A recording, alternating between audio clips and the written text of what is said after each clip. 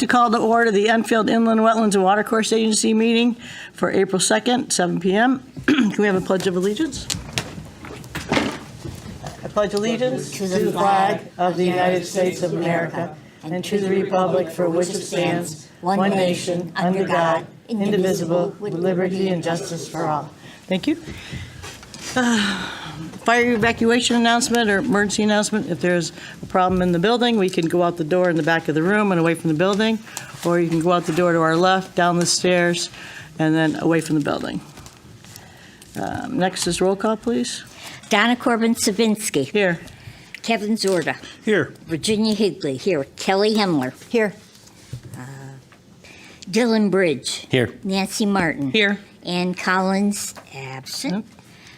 Chris Renault, absent. Ken Kaufman. Here. And I'd like to see Ken for today. Thank you. Public communications and petitions. Is there anybody in the audience that would like to speak regarding items not on the agenda? Again, anybody want to speak on items not on the agenda? Last time? Anybody want to speak on items not on the agenda? Okay, thank you. No correspondence. Minutes from the preceding meeting of March 19th. I will make a motion to approve the meeting minutes of March 19th, 2024. Second. That's Dylan. Yep. Okay, thank you. Discussion? Yeah. I do have on page 7. I gotta get there. Page 7, the numbering. They have 13 Cranbrook. It should be 14. It looks like they just picked up the number. Could you motion to? I'd like to make a motion to move item number No, 8. to amend. To amend, so we could do it. Oh, I'm sorry, to amend the, jumping too far ahead. To excited. amend my approval of the minutes for March 19th with that correction. Thank you. Dylan, want to second that? Dylan, second. Second. Thank you. Kelly. Okay. Kelly. Okay, thank you. Roll call. Any more discussion? Seeing none, roll call. Donna Corbin-Sabinsky. Yes. Kevin Zorda. Yes. Virginia Higley, yes. Kelly Hemler. Yes. Dylan Bridge. Yes. Nancy Martin. Yes. Ken Kaufman. 7. Yes. Yep, thank you. 7 in favor, motion passes. Next is our town attorney report from March 19th, giving us little descriptions about items in litigation. So thank you for that. And that's dated March 26th. No. Okay, now Now we're ready. I'd like to make a motion to move item number 8, continued public hearings, to after enforcement reports, which would make it number 13. Do I have a second? Second. Kelly, thank you. Any discussion? Seeing none, roll call. Donna Corbin-Sabinsky. Yes. Kevin Zorda. Yes. Virginia Higley, yes. Kelly Hemler. Yes. Dylan Bridge. Yes. Ken Kaufman. Yes. Nancy Martin. Yes. Guess I missed somebody. 7 in favor, motion passes. I almost did. So we're going to move the public hearing to after enforcements. So next would be new public hearing, which is none. Then is old business, IW 697, map 81, lot 9, corner of North Maple Street and Shaker Road, application for a wetland permit for the development of indoor self-storage facility and associated activities in the 200-foot upland review area of Freshwater Brook, Pullman Realty, LLC, applicant Mark Pollock, owner, map 81, lot 9, I-1 zone. And from my understanding, we have a continuation request? Yep. So the applicant submitted new plans today with new stormwater information for staff to review. And because they want to allow staff more time to review, they have requested an extension to the next meeting. Sounds good. I will make a motion to continue IW number 697, map 81, lot 9, corner of North Maple Street and Shaker Road. Second. Second, that was Nancy. So we have a first and a second. Any discussion? Seeing none, roll call. Donna Corbin-Sabinsky. Yes. Kevin Zorda. Yes. Virginia Higley, yes. Kelly Hemler. Yes. Dylan Bridge. Yes. Nancy Martin. Yes. Ken Kaufman. Yes. 7 in favor, motion passes. Next is new business, IW 698, 20 Pearl Street Extension. Application for a wetland permit for an in-ground pool and surrounding patio. Roger Langlois, applicant. Thomas and Melinda Meville. I'm sorry if I said that wrong. Owner, map 10, lot 23, R33 zone. Are the applicants here? Hey, could you come forward to the desk? Right up here? Could you come up to the desk, take a seat? And then give us your name and address for the record, please? Your name and address. Yeah, give us your name and address. Right, Oh, make sure right the- into the microphone. Just push the red button. Make sure the red light is on. Yeah. Thank you. Roger Langlois, 81 Oak Street, Windsor Locks, Connecticut. Hi. And Lisa Jacobs, 42 Deborah Drive, East Hartford. hi, welcome. Could you give us a little, what do you want to do? You want to tell them what you Explanation? want to do? Okay, yeah, we want to construct a, Speak right into the microphone. Yeah. we want to construct a 1632 size in-ground swimming pool at 20 Pearl Street Extension in Enfield. And a sidewalk, it's going to be a 4-foot sidewalk around the pool and a fence around the pool. And it's in wetlands, I guess. Thank you. Georgie, did you have? It's a pretty straightforward application. The only concerning comment I had was from our assistant town engineer about the location being known to have a high water table, and that an in-ground pool wasn't recommended. But from my understanding, Mr. Langlois has passed this along to the owner, who still wishes to pursue the in-ground pool option. And then there were some modifications to the paved driveway apron, and that has been modified per a new site plan. And the only recommended site specifics I had was to include any soil stockpiling information, as well as a location of silt fencing, and then the sidewalk width to be added on final plans. Okay, thank you. I thought the driveway was going to be next to a neighbor's yard or something. So Has that changed? I think they meant the anti-tracking pad. That part's not really changing. It's just how they're accessing site for construction. Okay, thank you. Oops, sorry. So anybody have any comments, questions, concerns? Go ahead. So should we, Yeah. do we need to? Quick question, where are you going to store the chemicals for the They're pool? going to store the chemicals. They usually store the chemicals in the garage. Okay. Unless they put up a pool shed, they might do that later, and Okay. they'll store them there. Thank you. They'd probably have to come It's back not for a that. large amount. It's not a large amount of chemicals. It's not a dangerous amount. Right, thank you. So do we need to add another site-specific condition to move the site access? It was modified on the site plan. It was, okay. Yeah, you should have gotten a modified plan in your packet on Saturday. They just kind of shifted the temporary trackpad entrance more closer to the house and away from the property line. Okay. Okay. It's difficult to see. Yeah, it's kind of hard Yeah, to it's just not read real it. clear on the- Yeah, because the pool is like on the edge of the wetland layer in the upland, and we have our regs written the way they are, I couldn't just approve it. So Yeah. that's why they're here. Okay, that's fine. That's why we're changing. That's why we are changing them. Someday. Yeah. Okay. Anybody else? Nope, seeing none? All right, I will make a motion to approve IW number 698, 20 Pearl Street Extension, application for a wetlands permit for an in-ground pool and surrounding patio. Roger Langolis, applicant Thomas and Melinda Millville, owners map 10, lot 23, R33 zone, with site-specific conditions, number 1, of soil stockpiling information and location will be added to the final plans with appropriate silt fencing around the pile to prevent sediment runoff. And number 2, sidewalk width will be included on the final plans. Second, It's Jenny. I got a First and a second, any discussion? No. Can I have roll call, please? Donna Corbin Savinsky. Yes. Kevin Zorda. Yes. Virginia Higley, yes. Kelly Hemler. Yes. Dylan Bridge. Yes. Nancy Martin. Yes. Ken Kaufman. Yes. 7 in favor, motion passes. Thank you very much. Good luck on your pool. Enjoy. Enjoy your pool. Thank you.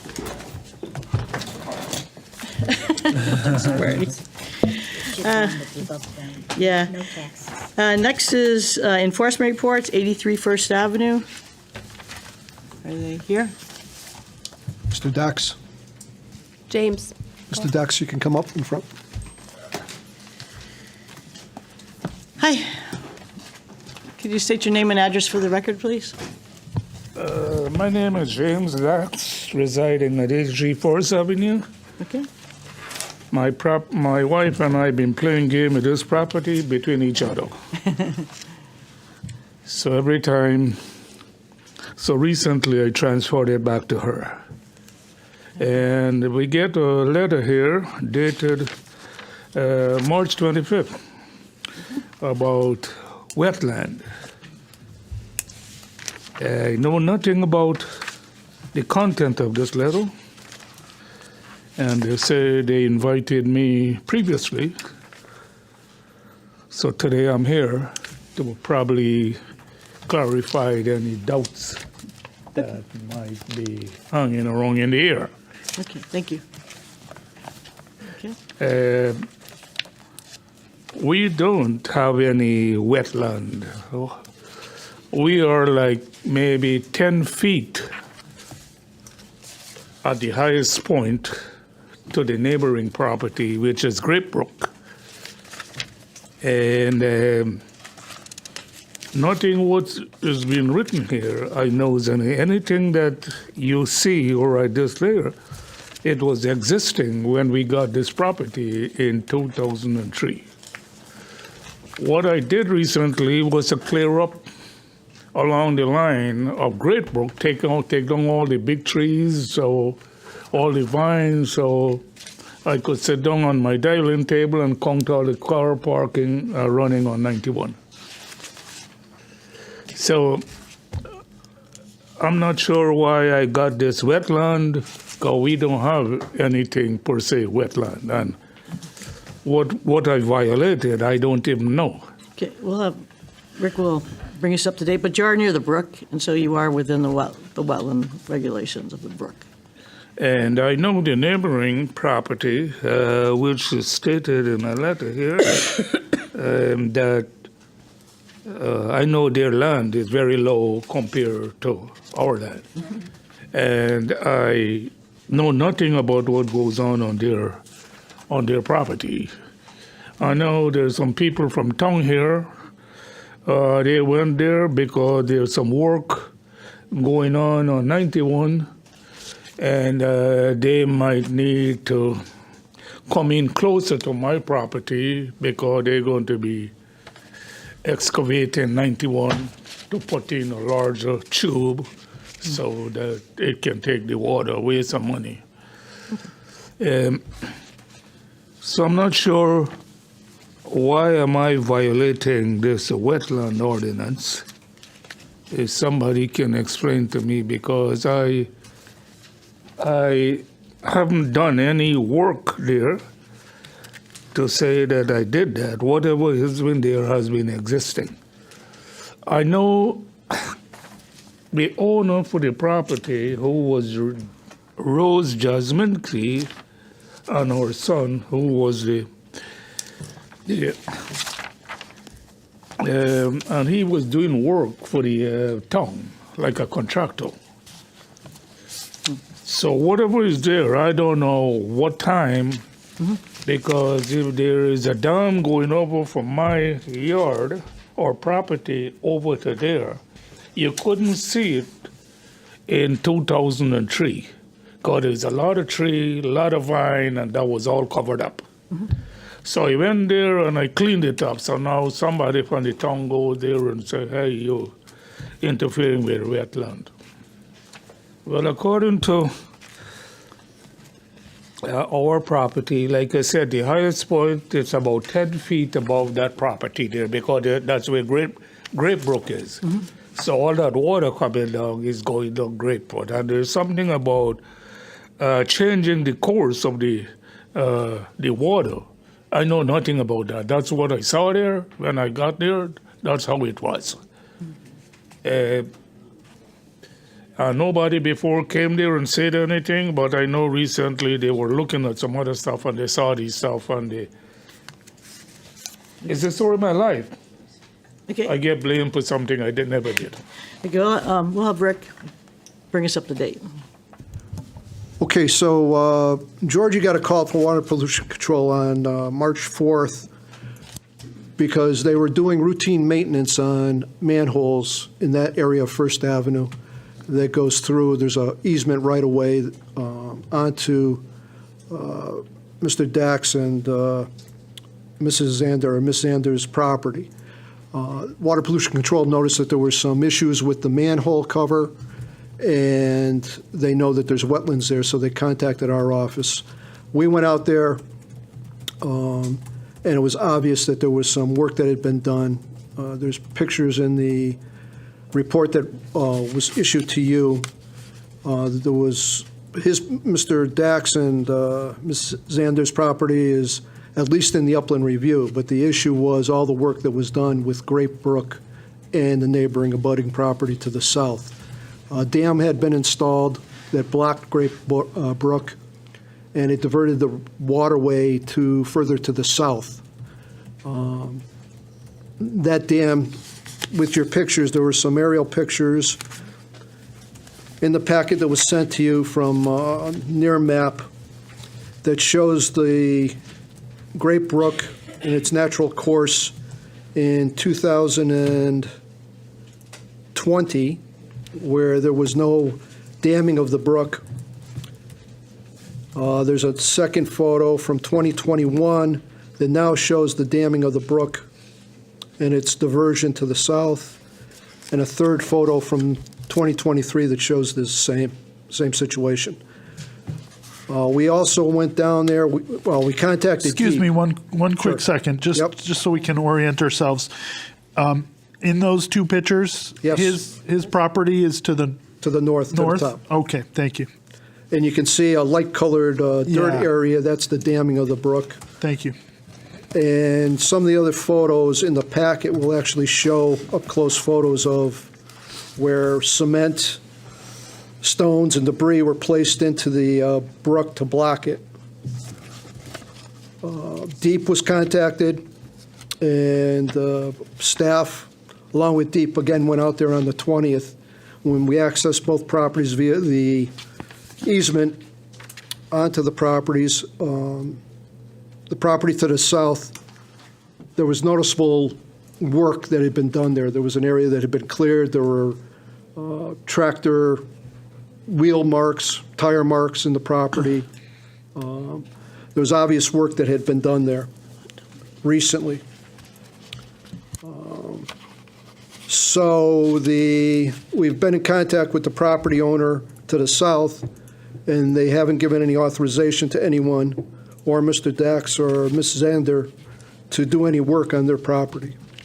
So it's pretty evident that work was done within the past 4 years to that property, causing the brook to divert. And that brook was scheduled to also have the culvert under 91 redone, enlarged, and now that's on hold with DEEP due to this activity. It's also caused what appears to be a backup of the water in the brook further up to would be to the east, into that neighborhood there.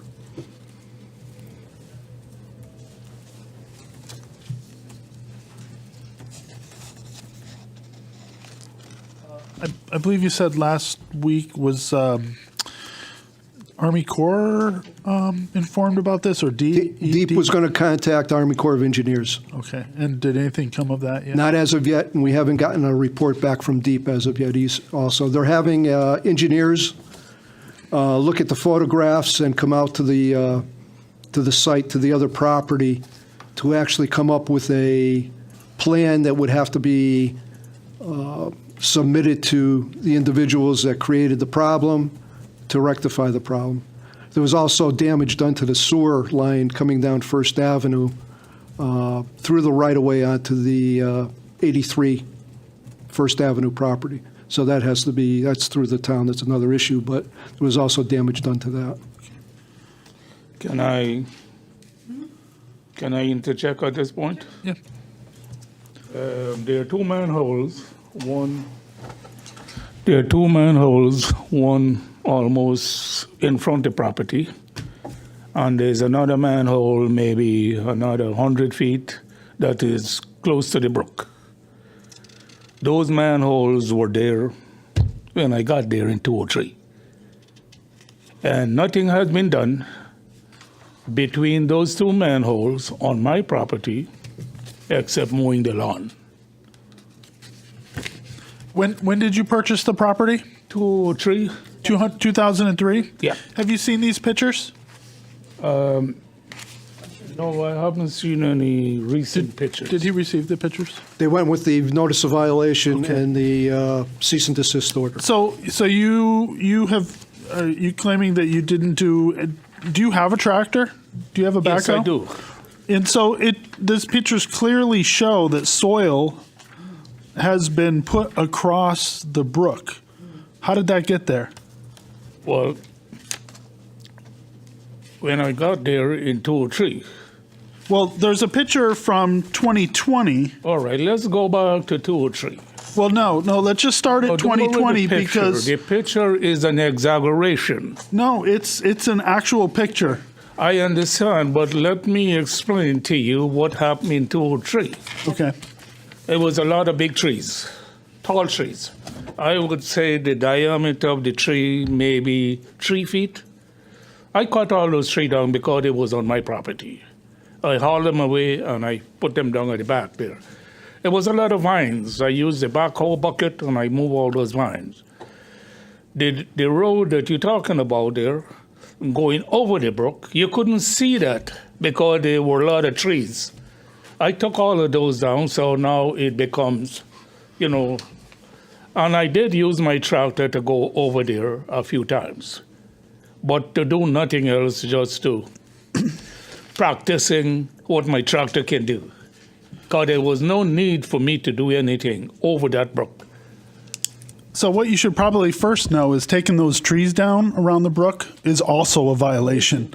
Say that again? Taking those trees down that you took down is also a violation. You can't do that. The tree was on my property. It doesn't matter. It's in the wetlands. Well, you got to send me to jail because it's gone. Well, so my concern is the picture here in 2020 Okay. clearly shows two areas where soil, and I can tell, I've been in the business for a long time myself, that this is fresh soil, and the two pictures that are only about a year apart show that there was All right, I'm going to tell you. soil, a dam essentially, or a road made across the brook in two places.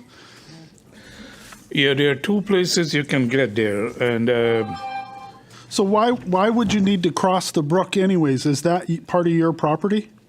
no, that dam or whatever you would call it was already there. Well, no, this is clearly new. Well, no, what you're saying there is new, yeah, because whenever I get some extra soil from someplace, I just put it there. So you put it across the brook. Right, I put it across there, two places. Yeah, you can't do that. No, You blocked the brook. Remember, I'm not stopping anything. That was already built high. All I'm doing is take my overburden and put it there.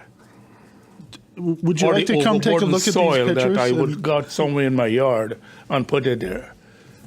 You want to see the picture we're talking about? You want to see this picture? What for a second? You're No, welcome to come up. I'll take your word for it.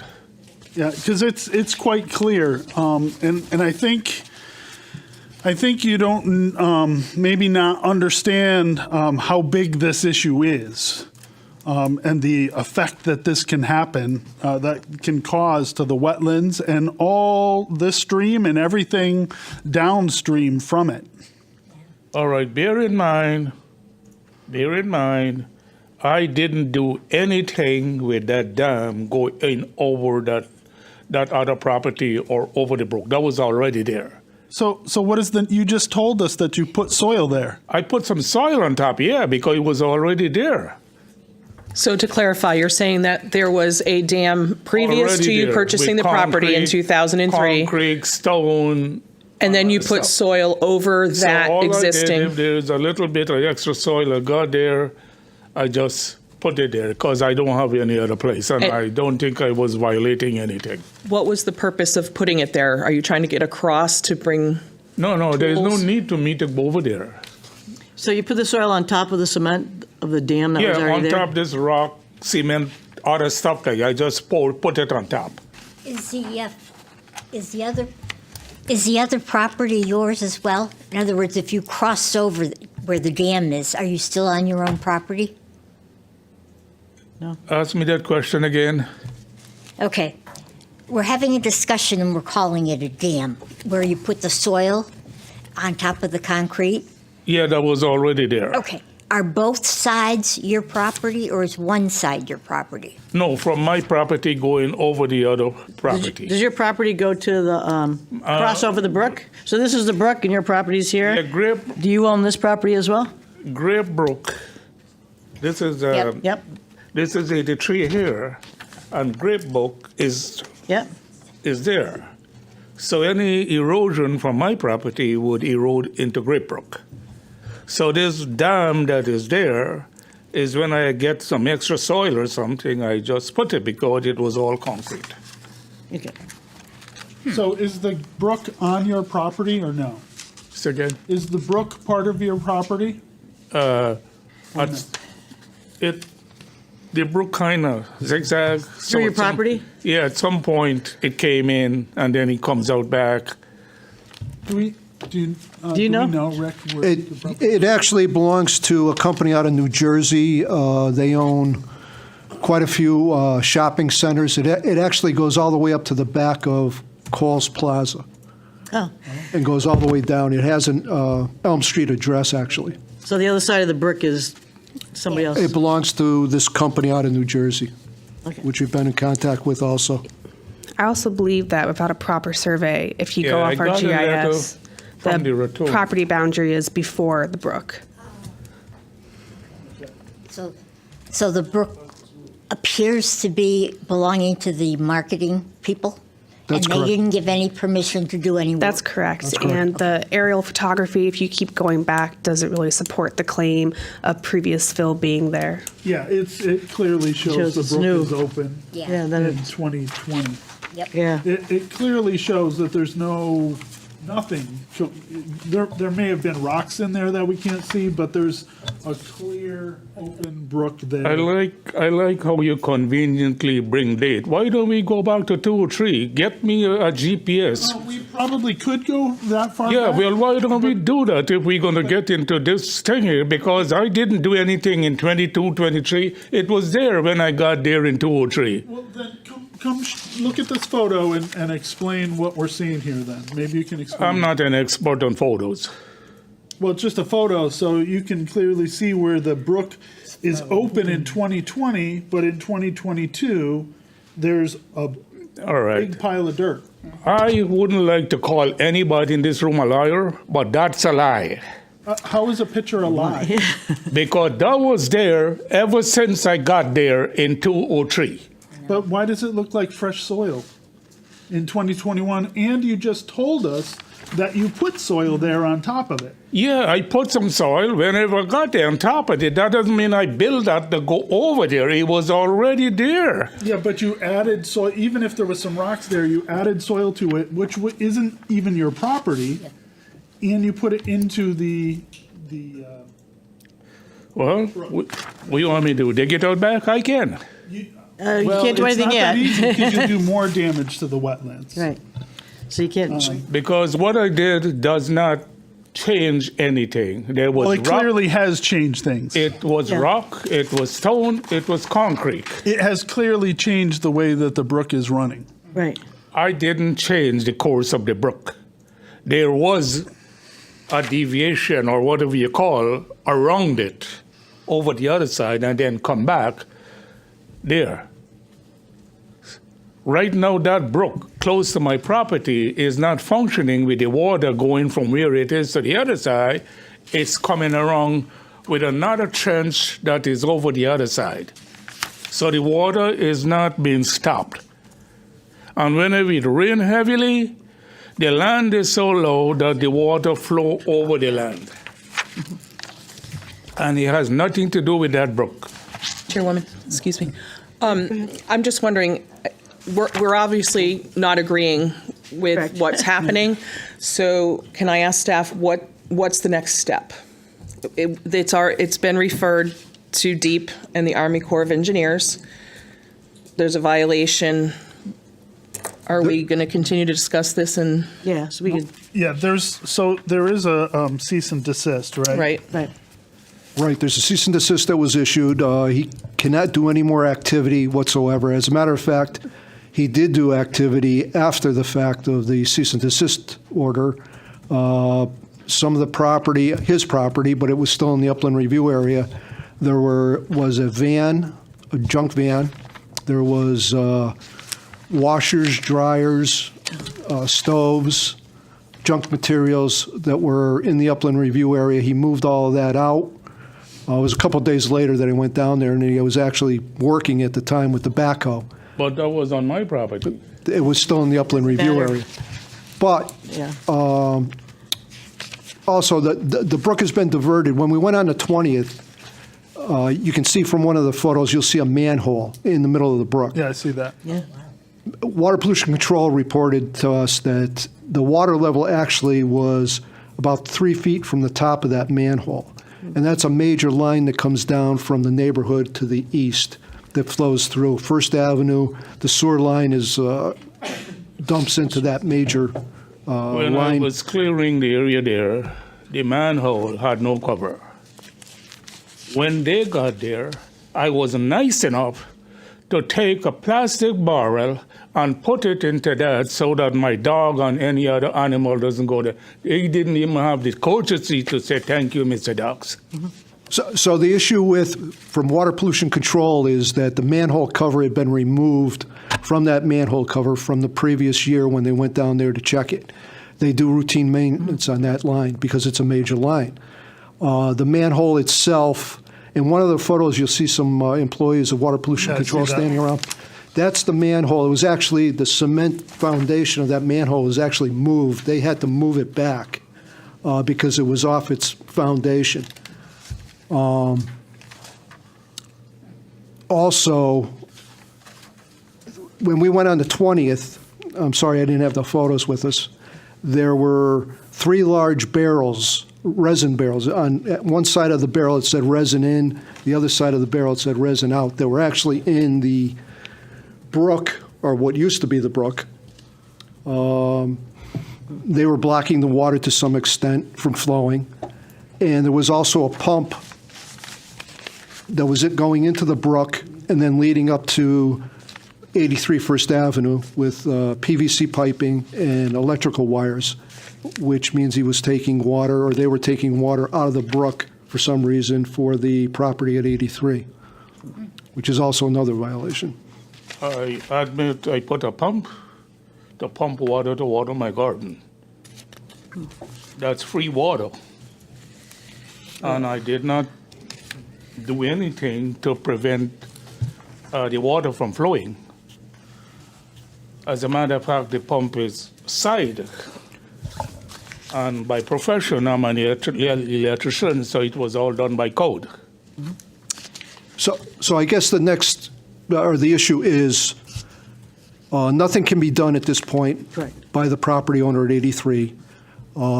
Deep, as I said, they have engineers on board. They're coming up with a plan to rectify the violation, rectify the situation with the brook. The issue of the culvert has been put on hold until we get this situation rectified with the diversion of the brook because of the installation of the dam. And that's kind of where we stand right now. So there are 2 other issues I would like to address here. There is one manhole in the lowland, which is another property owner. Some years ago, they came there, and that manhole had no cover. They came and they put another cover on there. They didn't put a sewer cover because probably they didn't have one there. They put a water main cover, something like that. And on my property, right at the edge there is another manhole. That manhole was not visible until I clear out all the debris and all the bushes and all the other stuff there.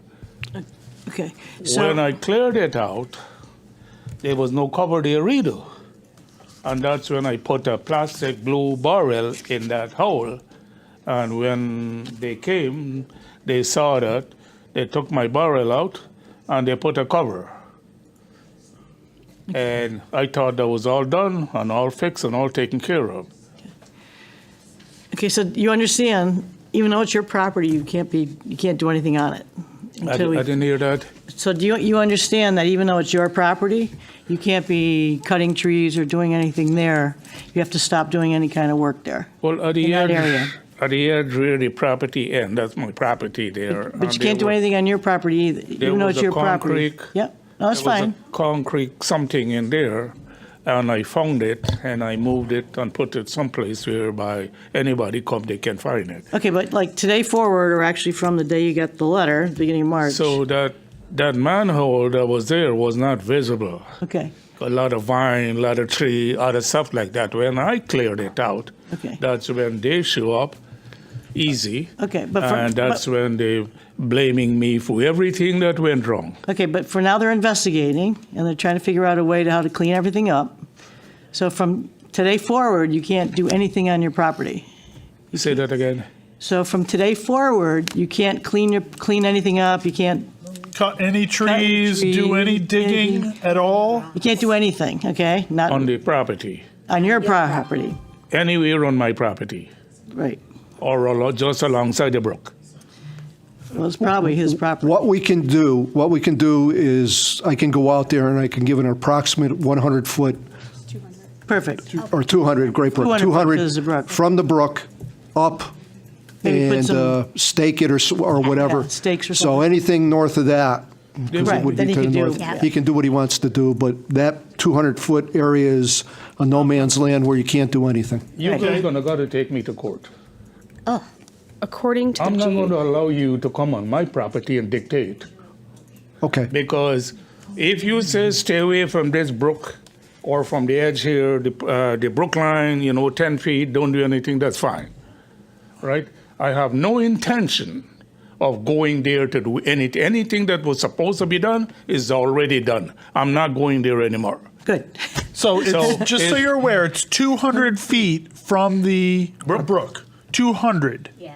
Okay, you You're can't not gonna, do anything. You're not going to get that. The property doesn't even have 200 feet in width. Actually, according to the GIS, measuring from the edge of the brook from its past pictures, the 200-foot upland stops right before the house. We also have a shared easement, which is allowed access onto the property. Say that again. The 200-foot upland ends right before your house from the brook. And then there's also a shared easement that gives staff the, That was all there when I bought the property in 203. That the shed down at the back there, the building, and with a drop roof. That Right. was all there when I bought the property. okay, I'm just letting you know that's where the line is, right before your house. That's 200 feet from the brook. And then you have to understand that there's an easement on the side of your property that allows access onto the back. Okay? Run it by me again. So there's an easement on your property which gives us access to go to the back where the manholes are. It's a utility If easement. you can get a bicycle from that point there to the back, you're lucky because I know that line, and you got a map of that line. You It might be didn't go straight. confused. I think you're confused by what I Down mean. there, you go down there and you go in the brook there. I don't think so either. I don't think he Can knows I- what the easement means. Sir, I think you're confused about what she's saying in terms of what easement means. Okay? She's not talking about a bicycle, she's talking about an easement, which means a shared piece of land that they're allowed to go on to access your property. Does that make sense to You you? don't have any, ma'am. There is an easement Do. There next is to your. no easement, as far as I know, between myself and the neighbor. It's Yeah. myself and the neighbor. There is. sir. There's one on the sewer line. I have the easement right here if you'd like to see it. And sir, I know this feels probably upsetting. It's very upsetting to you. It seems to me that you're upset. I understand that. But they're trying to help you. They're trying to help you by asking you if they can come to your property and make a line for you to show you what you can and can't do because you received this letter. All right, here's my question here. This Sure. line, what does that line represent? They're just trying to help you to understand where how far you can go or how far you cannot go based on the letter that you received, so that you can't go near the wetlands. So they're trying to help you. Is here, and here Correct. Here is the line. I can't go to the edge of my property. No, You can go there, you just can't do anything that will interfere with wetlands. I haven't Mr. done Dax? anything there ever since I got in 203. Okay, Lori? Mr. Dax, so the wetlands has a regulated area, and what that says is that you can only do certain activities within that area from a wetlands or a water course. Okay, does that make sense? It's to protect the water course from being polluted or backed up or whatever. So what that area is with your property and the brook is 200 feet from the brook itself. Your activities are limited. So you're not allowed to not cut gonna trees. We're just asking you not to do that while this is under investigation. 200 feet from the edge of the property where the brook is, I don't even have that inland. So mean I can't do anything, I gotta go on my neighbor property? No. It's just that The we're front of the asking you to not property dig is wide. or cut The front trees. of the property is wide, but it comes down on the We where, understand. Would you like to Second see? Avenue is. Would you like to see the picture? It This come is the down- aerial I live there photograph? Right now, but he come down on Second Avenue. Yes. And I got a barn down at the back, and he take a straight line and he go there, and next to my property is what you call a paper street that run from there onto the Coles Plaza. Paper street has never been developed. Right. Right. That we So- understand that. So nobody can get onto that property down at the back there unless they want to come on my property. And I haven't done any work in that area there except at the back. I plant garden. I have no intention of going putting up a structure or do anything. Okay, well, we're asking you to do exactly that, not to put up any structures I know or the cut rules. trees. So, I live by the okay, rules. cool. Okay. But somebody here is pushing it beyond. Well, so when we say that we're looking at pictures, they're aerial photographs taken from an airplane, and they're taken at different times of different years. So that's why we could go back to 2003, but you could 2022. see, Why don't we get one for 203?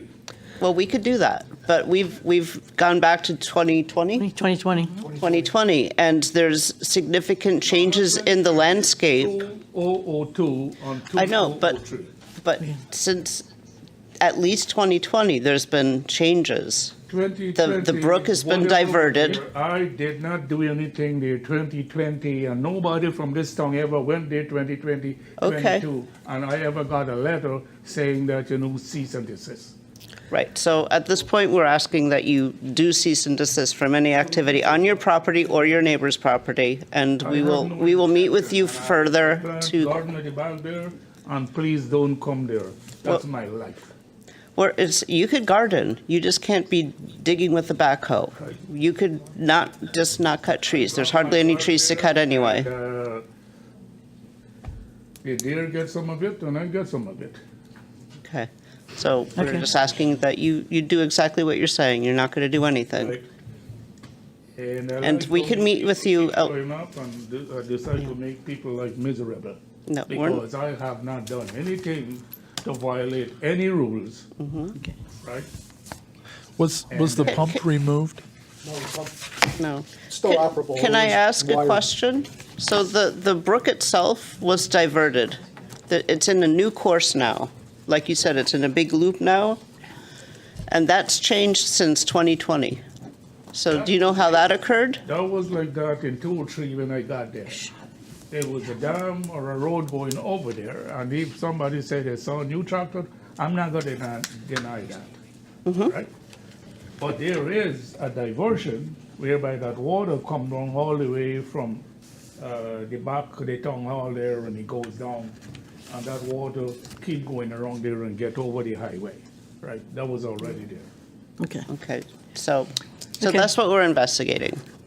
So, and I think that it would behoove you to come in and Somebody said speak you with look at the staff. GPS map and you look at GPS map 2022, why don't we go back to 203? Okay, we could do that, and we'll do that with you. How's that? Sure. Okay? We could walk through the pictures. right? And we're not going to do that now, but we could meet sometime during the workdays and we could try to figure this out. How's that? That would be fine with me. Okay. Perfect. Then let's do that. All right. Do I owe anybody anything? I'm not gonna buy coffee for all of you guys. You're fine. Nope, and we're not going to fill the room up with water to make it a wetland either. So, all right. going back to your joke. Yeah, and if you just work with staff, they'll help you to kind of understand, because wetland doesn't necessarily mean that it's wet all the time, so it can be confusing. How old do I look? I'm not. gonna answer Yeah, question. 39 and holding. Yeah, 39 and holding. I'm not even 16. Okay. I've been taking care of myself ever since I know myself. And that property, I bought it, I've been developing it, and I haven't violated anything. Okay, but just put a hold on developing. Right. And let us get through this piece. And I'm going to Talk be to staff. working, and I would like, Yeah. if you guys want, you can take my phone number, but I don't like people come around and walk around without me knowing. Call me, because I got my dog, and he's hungry. Okay. You don't know Bring where some he treats. might be, but you're right. Fair enough. Can you write your phone number on here? We don't want to announce it over the. See something strange, he's going to run after it, and you're going to be something strange. There you go. I know dogs very well, so we understand. I'm not restricting my dog because that's what he's doing. He's protecting his Okay. property. Okay. Can, Call me, let me if, know when I you don't, come I don't in. want you to say it Keep him on the public inside, record, but so don't come there and walk around. It's violating, if you could just write your name and violating my rights. number, that would be awesome. Much appreciated.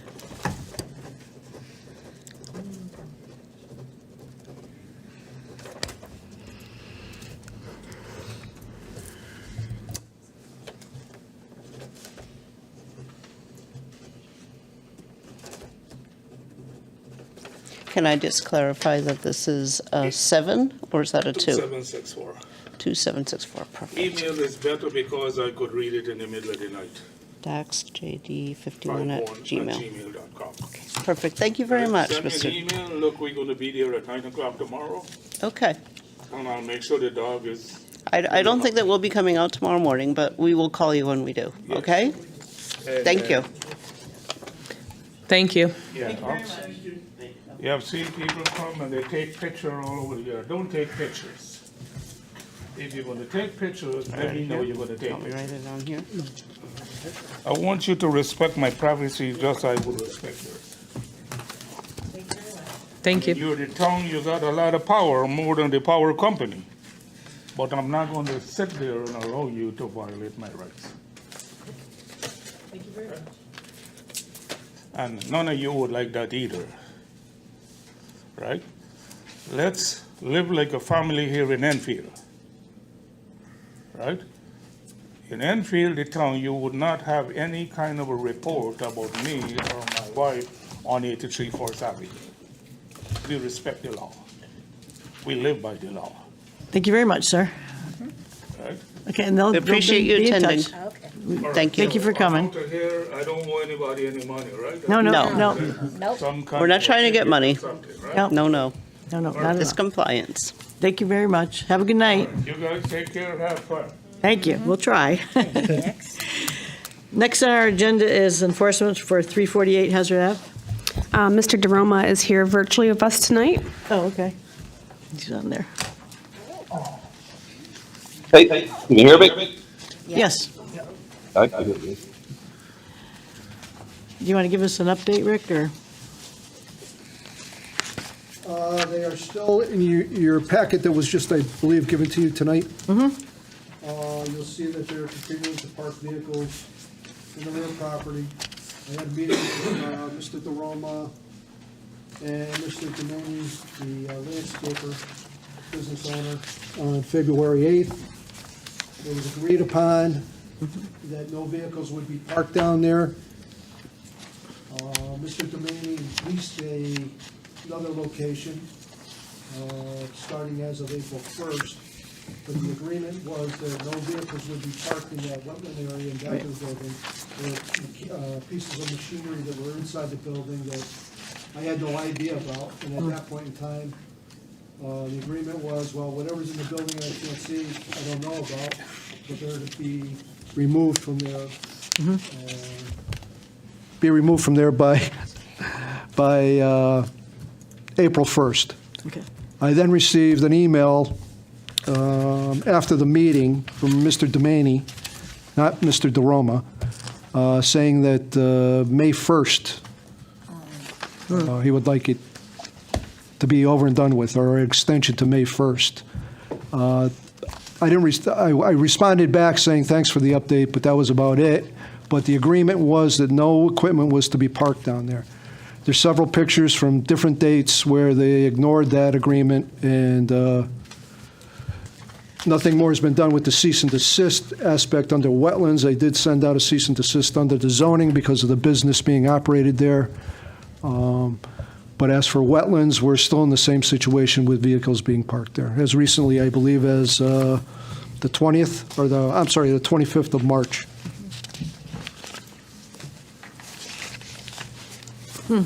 Sir, could you tell us what your plans are? So he's parking cars back there to load up. He's loading stuff up every time he's back there.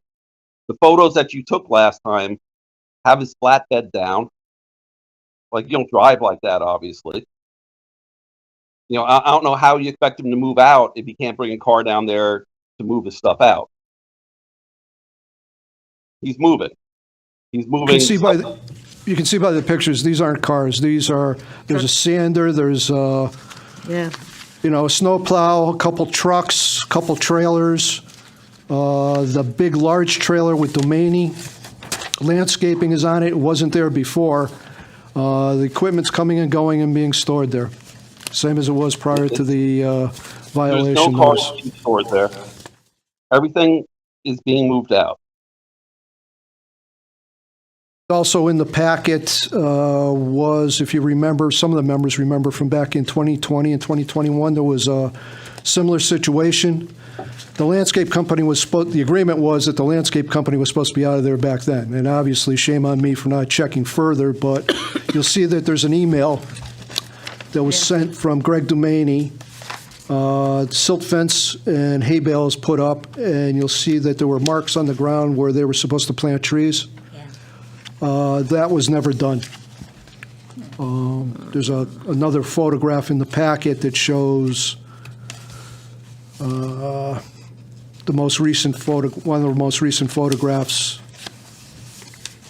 that shows that area is clear. It'd be on the back of one of your pages. It's two photographs on the back. You'll see the back end of a white pickup truck. That area there is the same area from the 2020 email photo that was sent. And there's no trees that were planted there as part of that violation.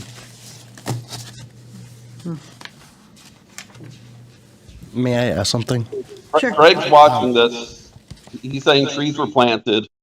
He said the dump trailer is for dumpster. I don't know what that means. I assume he's throwing stuff out, then moving it.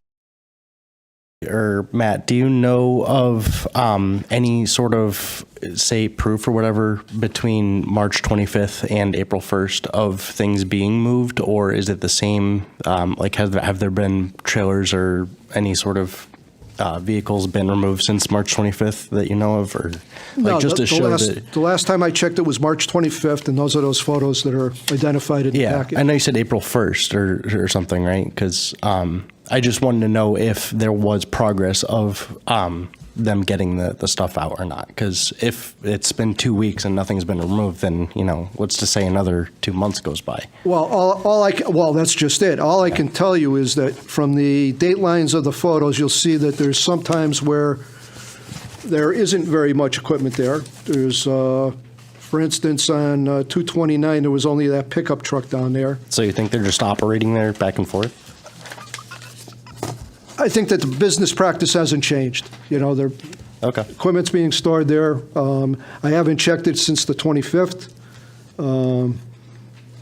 But, the deal was that as of February, after that meeting on February 8th, nothing was supposed to be parked down there. Can we motion to do like a site visit or something, or like? He does it, yeah. Oh, okay. Like to have him do it, or do we motion to have him do it, or like? Oh, he does it. No, at the last meeting, at the previous meeting, okay. I specifically asked for permission to go down to the Gotcha. property. Okay. My apologies. That's fine. No problem. Can I address that real quick? Sure. You were supposed to meet me the next day. You never showed up. Then, every time you went down there to move stuff, 10 minutes later, a town car went there and was taking photos or whatever. I spoke to one of the town cars, or someone in one of the town cars. I said, listen, you don't have permission to go down there and start photographing things. My kids go down there, they play. They try to catch frogs. They haven't caught one yet, but, hope springs eternal. I said, if you want to go down there, just come in to the store. Tell me you're there. If my kids are down there, I'll have them come up. If they're not down there, go down. But, regardless, if they're down there, it'll take, 30 seconds for them to come up. No. 2 days later, you guys are down there again. 5 days later, you guys are down there again. I have specific reasons why I don't want my kids photographed. I think no one would want their kids photographed. Okay? But I got very specific reasons why I don't want mine photographed. I will tell you, the 229 photo, I was on the property. All these other photos that you see in the packet, they were taken from the neighboring property behind the church. Okay. So I'm not sure who he's talking about. Regardless, if my kids are on the property, I don't want photos of my kids. Just come into my shop. I have no problem with you going down there. I told you this. I have no problem. Just go into my shop and say, listen, I'm going to go down and take some photos. If my kids are there, I'll have them come up. I don't understand why that is such an issue. Where suddenly that pisses you off and you're going down neighbors' properties and doing it. I don't know who you talked to. I don't know who you talked to, Mr. DeRoma. Why are my kids, worth nothing? You just have to ask. I said I have no problem with it. I just don't want my kids photoed. They're not in any of the pictures. Yeah, we don't have Have any pictures of pictures your of children. Yeah. Regardless, if my kids suddenly see someone in the woods taking photos of them, what do you think is going to happen? I just don't understand why it's so hard to just knock on my door. I'm there; it's the same property, and say, "Listen, I need to take some photos." When I told you, I have no issue with that. Just knock on the door, come in, say you got to do it, and go do it. So when do you plan on getting these vehicles out of here? There's no vehicles there right now. There's only vehicles there when they're moving stuff. They were there today. I installed a little bell to hear them go up and down. They made 5 or 6 trips today. They do not park cars there overnight. If you want, I'll do a log of every time they're there moving stuff. Or do you have to move? They're moving out. The agreement was May 15th. So that was the email. It's not the agreement, Mr. DeRoma. Nah, we extended it to today, April 1st. Yeah. Okay, here's an email.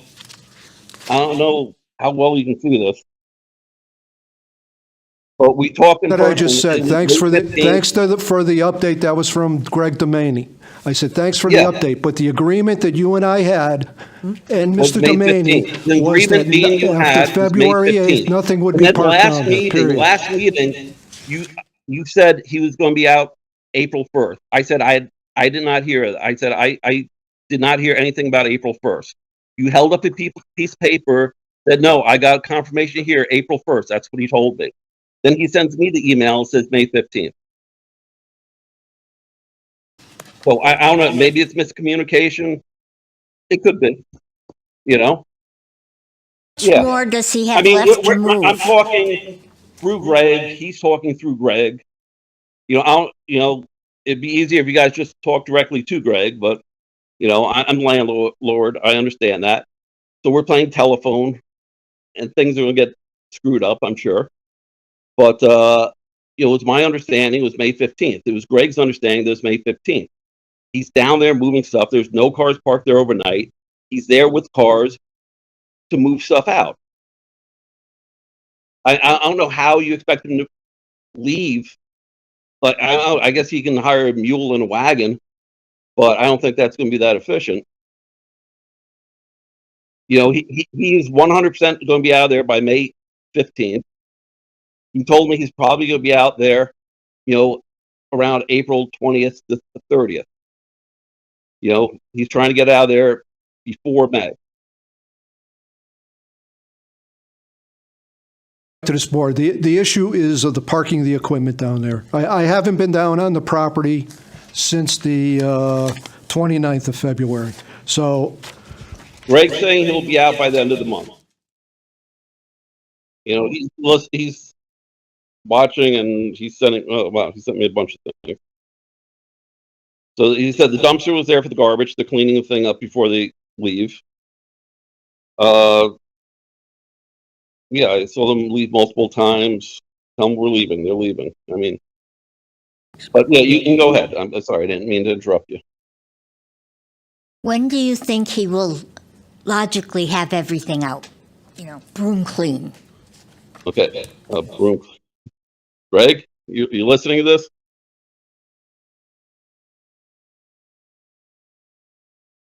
No, I don't know if there's another Greg in the you guys, but he said he will be out by the end of the month. 30th. Yeah. Totally.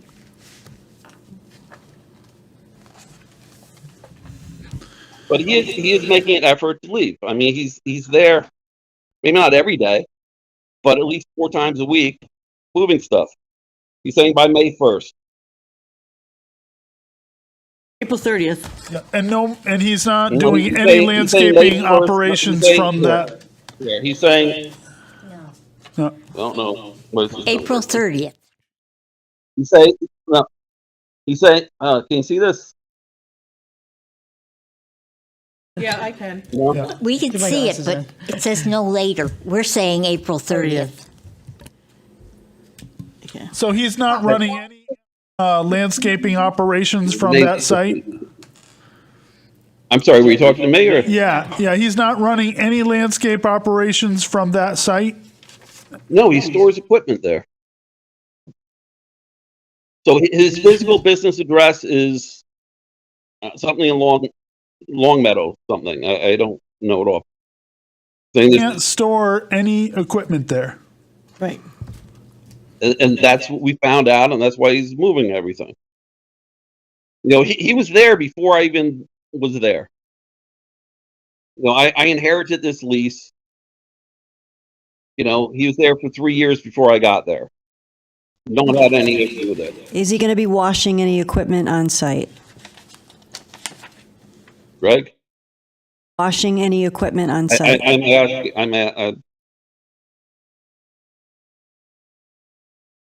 To be washing any equipment? No, I understand. I'm waiting for him to respond. Like I said, we're playing telephone. It's not the most efficient thing. I mean, Want him to be washing any equipment on site. Can we get him on the Zoom? I was going to say, can he not get on Zoom? Although he's the owner, we've had other people with other applicants and things. We can't have him speak? Well, no, he didn't, but. he said no. He said no. Okay, so there'll be no washing of equipment, and all he's going to do is move everything out by April 30th. So we shouldn't have any other equipment that's coming back and forth, such as lawnmowers, trailers, snow plows. If all that equipment should be out of there, other things shouldn't be coming back and forth. If they're out of there, they're out of there with that equipment. Right, you should, yes. Correct. They The only shouldn't thing, return. the only thing that should If still you be see there, things- No, I'm sorry. Go ahead. the only thing that should still be there is any equipment that was inside the building. All this equipment that was outside was supposed to be out of there. It wasn't supposed to be parked there. It's dripping oil on the ground. You have all kinds of equipment. You have a sander that had sand in it, salt probably. I don't know what kind of chemicals, but none of that equipment should be down there, period. And it shouldn't be coming back and forth. Once Shouldn't they're come out back of there and with forth. it, it should be gone. Should be gone. Yeah. He said trailers are being used to move stuff out. If you see some stuff on a trailer, he's moving it out. He's not moving it in, obviously. You know, if you're going down there and there's, I don't know, a lawnmower on a trailer, that's because he's getting it out of there. He's not putting stuff in. Maybe you can ask him why he didn't plant the trees from the last time. He's saying he did. He's saying, yeah, He's responsible. He agreed to it the last time go around, so that may be part of your Yeah. requirements after this. Yeah. Okay, so everything will be out by April 30th. Don't wash any equipment, don't bring things in and out, just bring them out. yeah. Well, I mean, yeah, but obviously he has to bring cars down there to get stuff out. Yes. And he's saying he planted the trees. I could ask him where Well, he planted. Rick can, Rick can go check that out. Rick can go verify the trees. Okay. Okay. Maybe you can take a closer look. Rick can meet with you and you can go figure out the trees. Is that good? That's fine. That's fine with me. I have no idea where he planted them. I mean, you'd have to meet me. So. Maybe you Rick can, knows where they're supposed to be, so he'll show you if they're not there. yeah, Okay. perfect. So we're all in agreement? Yep. Do we need a motion or anything? No? Okay. So thank you very much. Thank you for coming. Yep. And, Okay. okay, And same thing. I just want to reiterate, like Rick, you're rich. If you want to go down there and take photos, that's fine. Just let me know you're going down there. You don't have to give me a week's notice. You don't have to give me an hour's notice. Just show up. I have no problem whatsoever. But, you know, my kids are downstairs. I just want to bring them upstairs. Okay? thank you very much. No problem.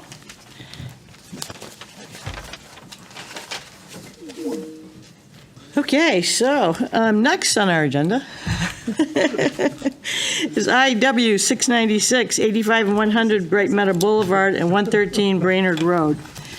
So I need a motion to continue our public hearing. Well, do they want to say anything? Oh, you gotta- that's all right, yeah. Wait a minute, let's see what time it is too. Okay.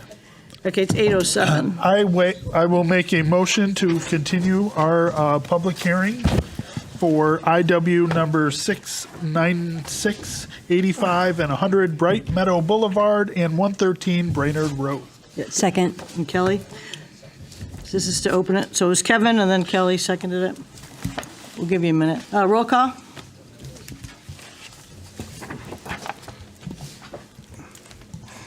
Donna Corbin Sabinsky. Yes. Kevin Zorda. Yes. Virginia Higley. Yes. Kelly Hemler. Yes. Dylan Bridge. Yes. Nancy Martin. Yes. Ken Kaufman. Yes. 7 in favor, motion passes. We're now in open public hearing. So, we'll go over the rules. So the purpose of this hearing is to allow the public to speak regarding the application, to raise concerns for or against the application.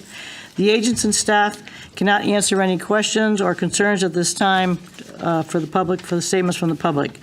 The statements from the public are for the purpose to be considered in deliberations during our regular meeting. As this is a continuation, we will start with the applicants, because I believe they have new information for us. We will then call the public to speak regarding the topic of the public hearing and areas of concern for the inland wetlands and our regulations only. Please do not bring up items related to other agencies, commissions, such as P&Z. We can only base our decisions on inland wetlands rules and regulations. One thing I did want to note is that P&Z regulates the aquifer. We do not. All those wishing to speak should use a sign-up sheet. When called upon, we'll ask you to come forward, state your name and address for the record. Everyone will be given 5 minutes to speak, and then we could do second rounds and so on, depending on how many people. Doesn't seem too many, we'll probably give you 5 minutes second time around and so on. If at any time the hearing becomes unruly or unmanageable, then I will call a recess. We will then hear statements from the public. Oh, nope, that's good. Already said that. So the applicants are here. And if they could have, Yes, good evening. hi. So we're moving on to something easy. Yes, that was difficult. Just an application to fill some wetlands. With your permission beforehand, of course. Yes, So good evening. For the record, Carl Andolina, representing the applicant. and I'm joined by the rest of the team. We've got John Furman, our project engineer from VHB, Alan Hubbard from Athletic Fields of America, Andy Borgia, who is the principal of Fast Track Realty, and of course you all know George from REMA Ecological, our soil scientist. So the last time we were here, we had a nice discussion with you folks. In between, we had a nice discussion with staff. I know you heard comments from the public. Connecticut Water Company had a representative here. They're not here tonight, but we have engaged in between the last time we were here and tonight, a meeting, a technical meeting with staff, our staff, and their staff, with no lawyers invited. So there were no lawyers there. The lawyers were talking on the phone outside the room so that we didn't interfere with the technical progress, which is really that this was related to. Some things came out of that meeting, which I guess were made known to you today by a letter submitted to you from Jessica Baldwin, who was the staff person from Connecticut Water that was here last meeting. Some of those items, I believe, have been addressed, and we're going to discuss them tonight with you. Some of them were on their wish list, I guess we'll call it, for lack of a better word. And some of those things that are on their wish list, I think, as you may have pointed out, Madam Chair, may be more related to the next step in the process. After we get our permit from you, okay, we're going to have to go to Planning and Zoning, who is in charge of the aquifer as an aquifer commission. And Connecticut Water Company is not going to just go away. They're still going to be in a butter with their wells and such on the abutting property. So we're going to be dealing with them, throughout. And we agreed to engage with them after tonight to have further discussions that may be relevant. And in order for us to do that and for them to go over the plans that we submitted, 5 or 6 days ago, they asked us to consent to a continuance. And we have agreed to do that. So I have a letter which I've prepared. I've signed it on behalf of my client. I'll provide it to staff, which essentially says that we consent to an extension of the closing of the public hearing to the next meeting, which is April 16th. And you may have additional questions and things you want from us, and that's great. We're here to engage with you. Hopefully, if there are any questions because this could be the last time we get to engage with you directly before the 16th and perhaps the closing of the public hearing on that date. So feel free to shoot us whatever it is you think this project needs or doesn't need or what have you. So we welcome those comments as well. So I guess with that, I'll turn it over to John Furman.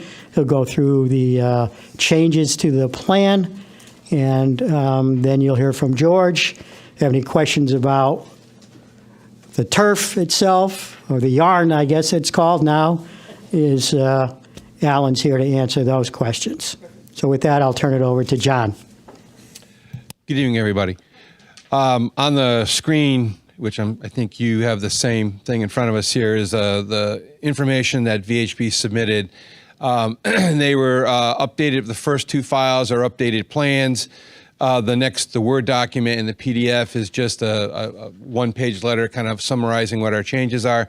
And then the last one is a stormwater memo, which we just handed out, which I think you all have, just kind of like the Reader's Digest version of it without all the 200 pages of math going with it. So I'll start off with the inland wetland update summary, which we prepared.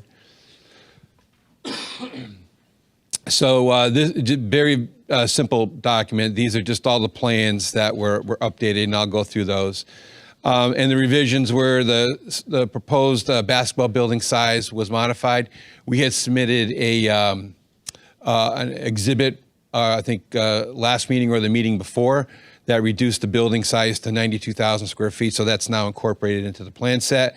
And the grading associated with that building has been modified. And what that has resulted in is less impact within the 100-foot upland review area, because the wetland, the grading has been pulled much closer to the building, mostly because the building got smaller. Because of that, we then made area for what George described as a step wetland, which he offered up as part of mitigation. That wasn't possible with the older building because the building was wider. The drainage system associated with the soccer fields has been revised at the request of Connecticut Water. I'll walk through what the changes of those are. And then the last is the revision of the turf detail to remove the infill notation on it. So it's just a carpet. Yes, no, no crumb rubber. All right. So I'm gonna now open up the plan set. And this was not a full plan set. This was just a modification to the drawings that were modified that you have jurisdiction. And we confirmed this with Georgie before we submitted. Rather than print out all 70 sheets again, we truncated it to 22. So it's much better. So this is just basically the start, again, explaining our numbering system. This is our layout materials. And the graded area up in this corner here shows you which sheet you're on. Excuse me. So we really didn't have much change on this sheet. The next sheet, which is 402, the revision associated with that was right back in this area where we had clearing in this area because of that, and riprap because of the outlet for the soccer fields. So we removed that. Up in this corner here, this also reflects the smaller building. It's been reduced from 145 to 92. I believe that was the square footage. So it was a substantial reduction in the width of the building in this direction. This is just kind of a follow through. You can see the corner of the basketball building here, but again, all the grading associated with that went pretty far out into the upland review area. And now this blue line is the limit of work. You can see it's very tight, mostly because the building got smaller. This, I think I just printed this one out so that the whole site plan set would be complete. We didn't have any revisions to this one. Then we get into the last one, and this shows a limit of clearing here. It's hard to see, but there's a saw cut here because this is where the new drainage system for the fields goes. There's an existing head wall, which I'll show you on the grading and drainage down over here.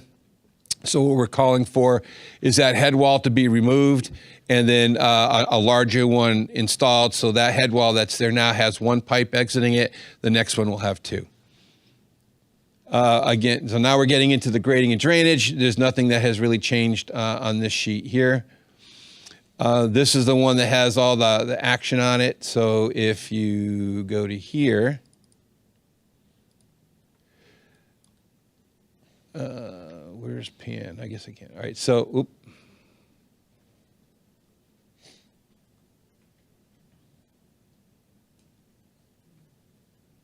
went too far. Here we go.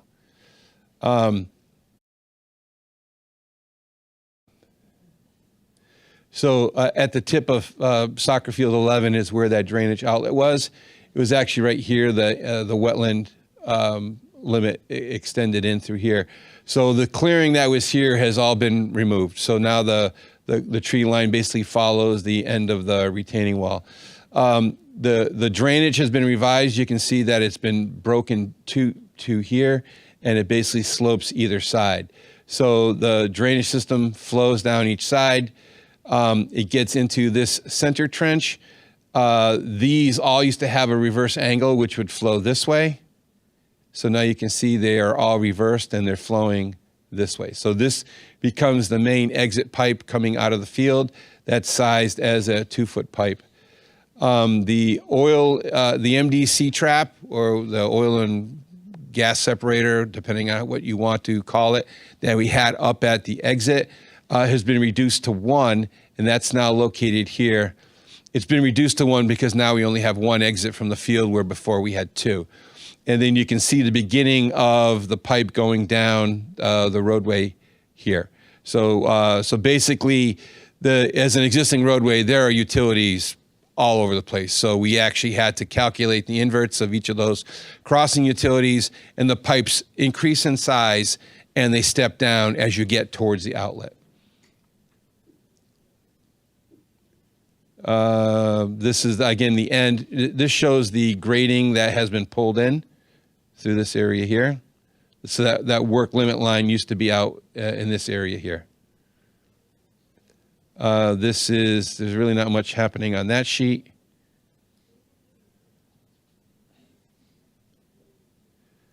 All right, so this is a continuation of that drainage line. You can see it through here. We introduced a couple manholes here so that you'll see on the utility plan, there's pipes that run this way, and we tried to cross them at 90 degrees versus on a long, continuous angle. It just makes the construction a little easier. We get through here. We have a manhole. We're treating this as a drop manhole, and the reason we're doing that is so that we can lay this pipe at about 0.5%.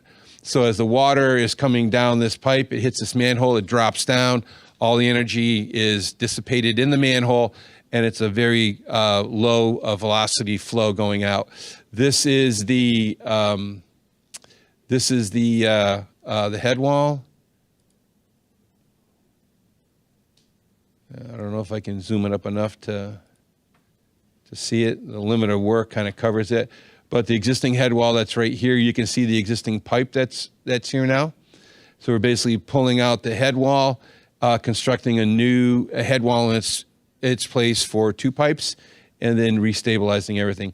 This line here is the actual resource line that was flagged.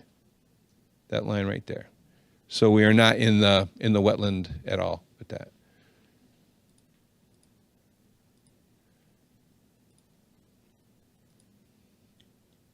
All right.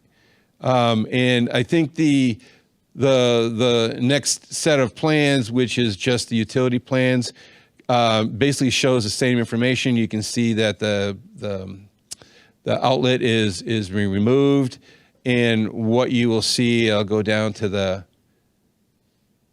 plan here. It actually shows all the utility crossings. So you can see these are all the pipes that we have to basically weave this pipe in and out of. All these are new utilities going into the basketball building. So when we calculate the inverts, we're over some of them and then we're under some of them. So it's not going to be like installing a pipe in a field. Contractor's going to have to take his time doing this to make sure he doesn't hit or break something. And the last sheet is basically, I think that's it for this set. Yes, that's utility plan.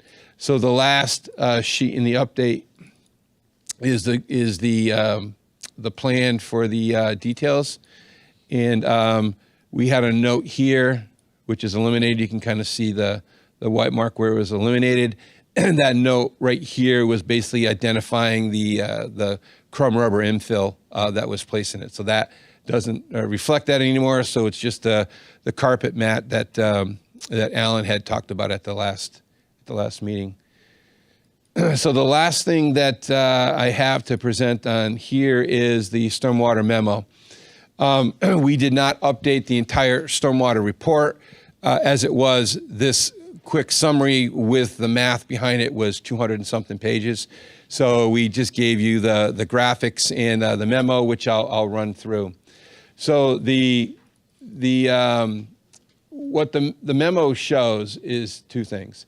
So the first is that we have a design point for the project, and that design point is located at the culvert where I just showed you that new pipe is being installed. That hasn't changed from the stormwater management report that we submitted to this report now.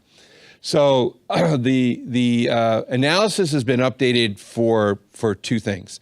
The first is that it took all of the water from the field, created it as its own drainage area, and then routed it down the roadway to that outlet.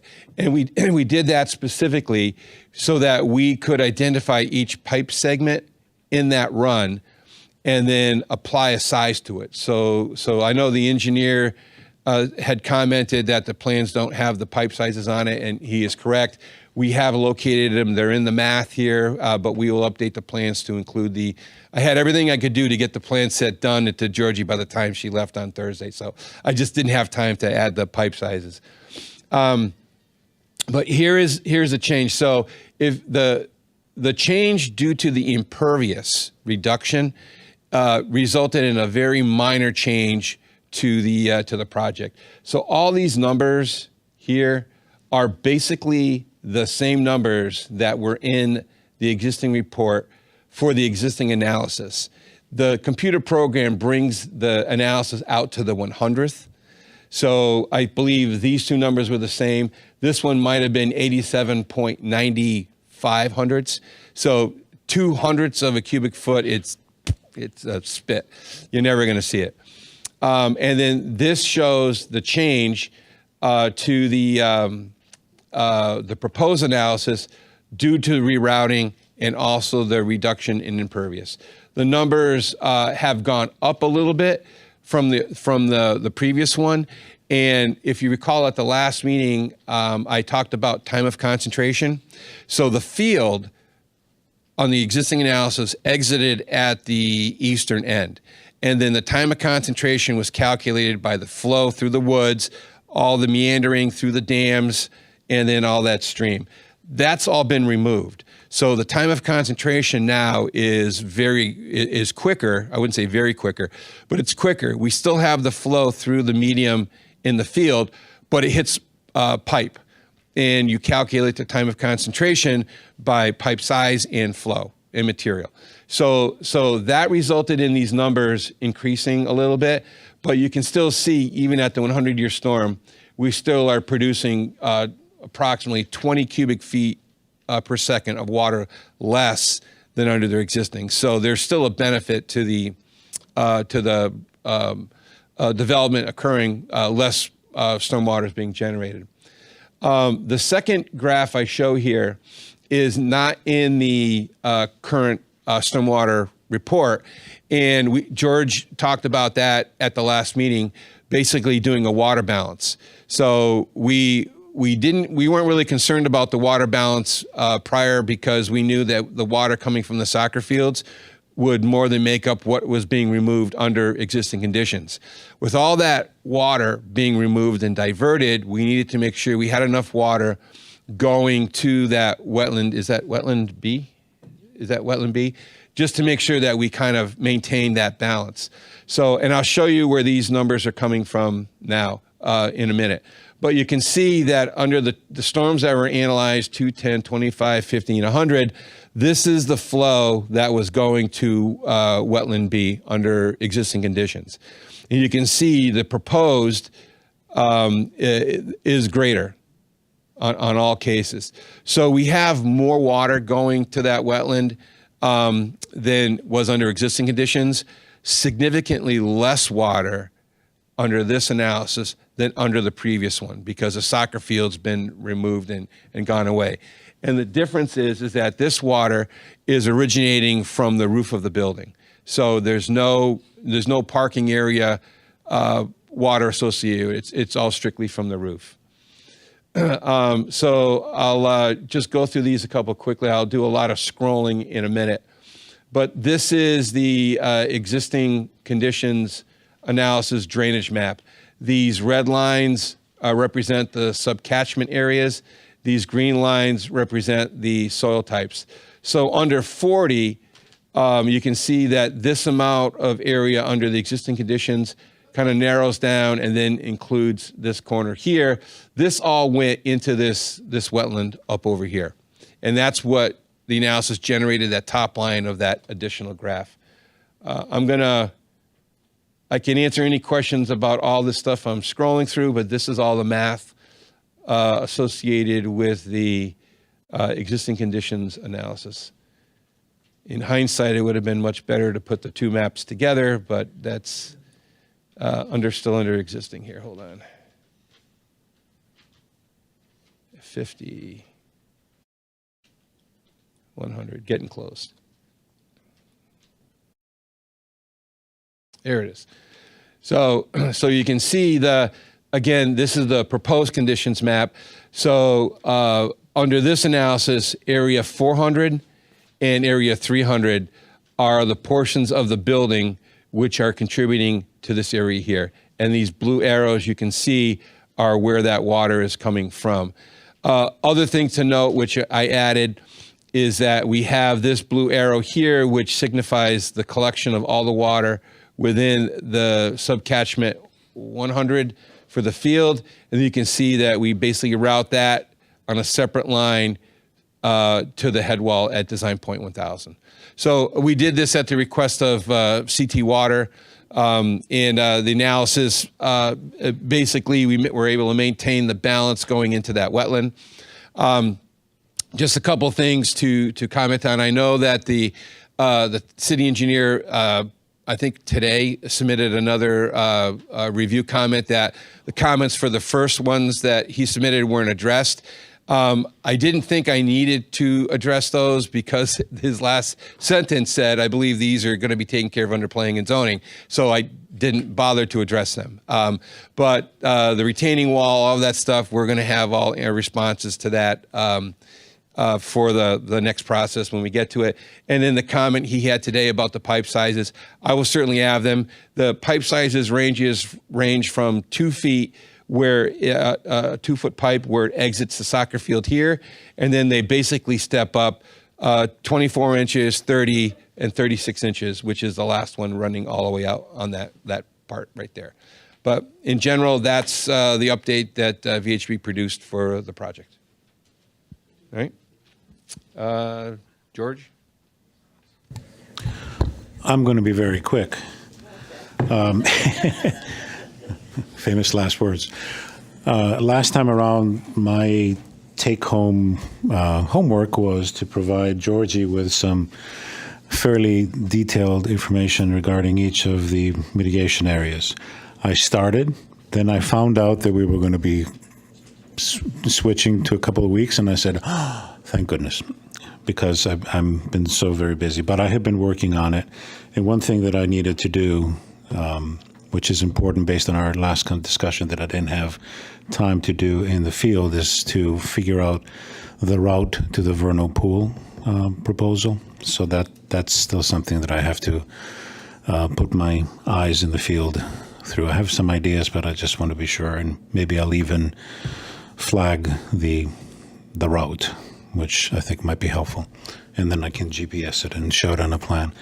So sometime early next week, hopefully we'll get all that information to Georgie, and hopefully if anything else comes up tonight from staff or from the commission, I can also take care of that. Yes. George, excuse me, would you remind the commission where we are in terms of mitigation, what the offers are or the proposals are? Simply, we have the step wetland. We have the vernal pool creation, which is in Brainerd Park. We have some removal of debris, if you will, in a couple of locations in Brainerd Park at the headwaters of 2 seeps that are coming down to our secondary course. We have 1.5 acres of removal of invasive species and interplanting in several locations around the site, which I identified some of them the last time around. We have the removal only of the second lower beaver dam with permission from the property owner. Did you get the permission? Yes. Oh. Yes. And did we submit that letter? I didn't see one. No. Oh, okay. It was sent to me. I think it has to be signed.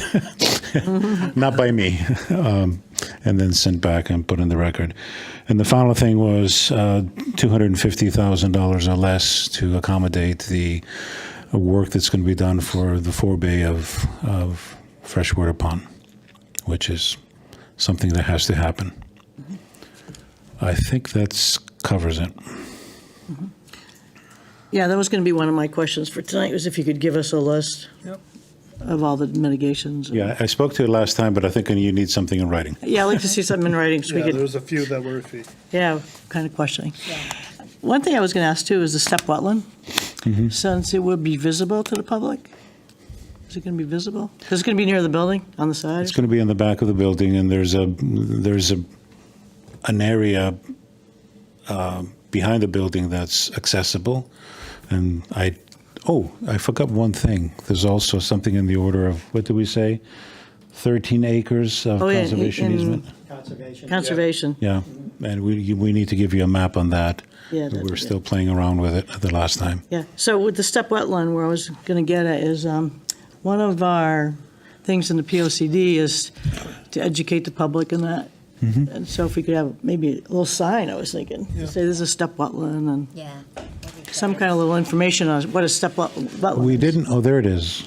You can see it now. It's, most of it, I think there's a little spot on the other side. Yeah, And you can see what's happening is that we're harnessing the water from a portion of the roof. It goes into sort of a level spreader, which also have wetland characteristics, and then it spills over to the first cell, then it spills over to the second cell. And honestly, and it's right up against the wetland. But I will show you again in the map what, because of the wetting that's happening, that characteristics of wetland are going to be beyond what you see right there with the actual grading, because we're concentrating water. And most likely what I'm going to ask John to do, more work for John, is to have a separate sheet at some scale, which has just that cut out to show you the work that's done there. And either in the same sheet or another sheet, all the detailed notes, because it's going to be like 6 or 7 pages worth, maybe more, of detailed implementation notes and planting tables, which is something that the commission has seen before. And then the vernal pool will be something separate. and that's not, the vernal pool, people won't be able to see that from, Well, it's in Brainerd Park. oh, it is. Yeah, so Maybe a little sign saying this is a vernal pool or something, just for an educational type purpose. I mean, it's not a lot, but if we just, anything Yeah, to yeah. help would be fine. we're trying to educate the people on, this is, well, I mean, one of the what the functions- purpose is right. and, that kind of a thing. One of the functions of wetlands are Yeah. recognized as educational potential. Yeah, so maybe you'd be willing to do something with that, but Been there, done that. perfect. Okay. That's it for now. Anybody else? Well, do you have a question? We're all set at this point. We have a question for Mr. Logan. I just want you to help me understand. So when we went on the site walk, Oh, and I just remember something else. We have 2 areas where we're doing some bioengineering because of the brook that's been eroded. So that's going to Oh, be on that's the right, you gotta list. fix the, oh, you mean the one we went over twice and didn't have to? They're going to keep reminding me that next time I'll hear something It else. was a fun field trip. it was fun, it was fun. It was. So I just need you to help me understand. When we went to the tree line, and that's where the fence was, and it immediately sloped down. So those are escarpment soils, correct? Okay. And there's always a risk of them eroding and moving.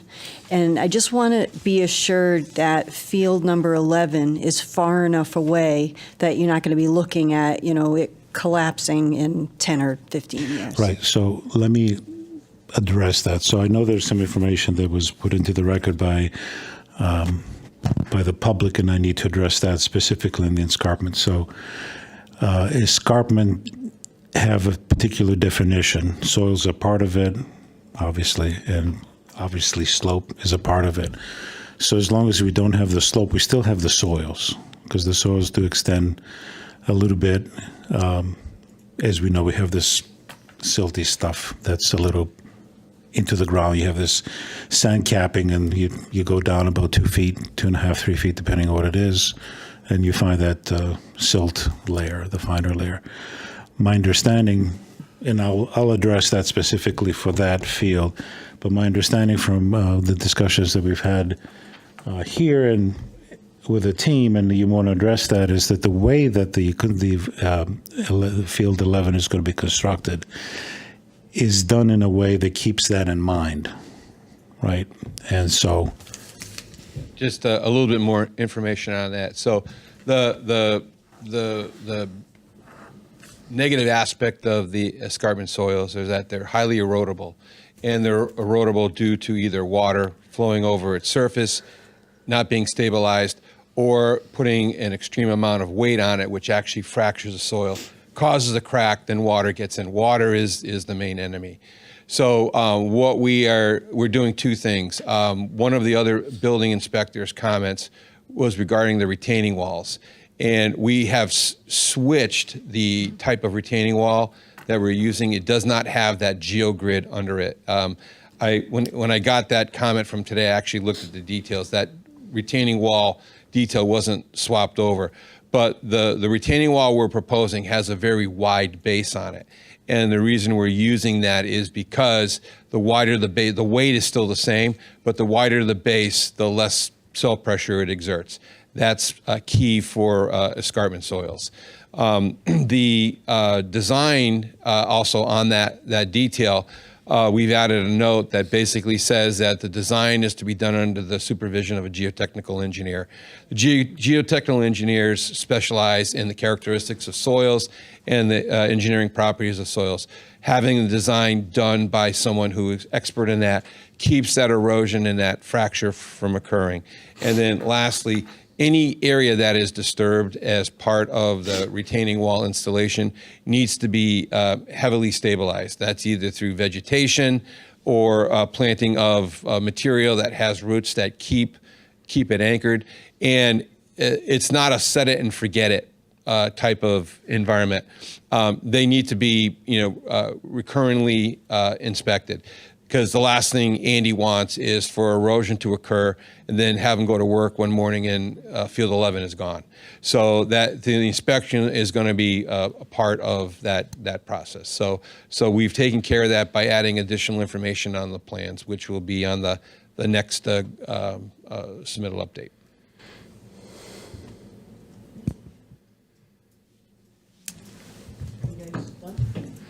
Yes. You are. Wow. So then we'll have the public. Susan Smith.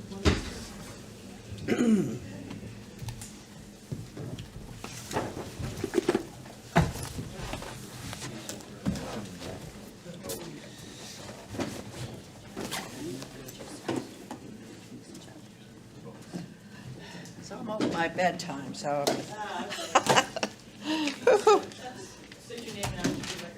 Yes, I will. I'm gonna sit.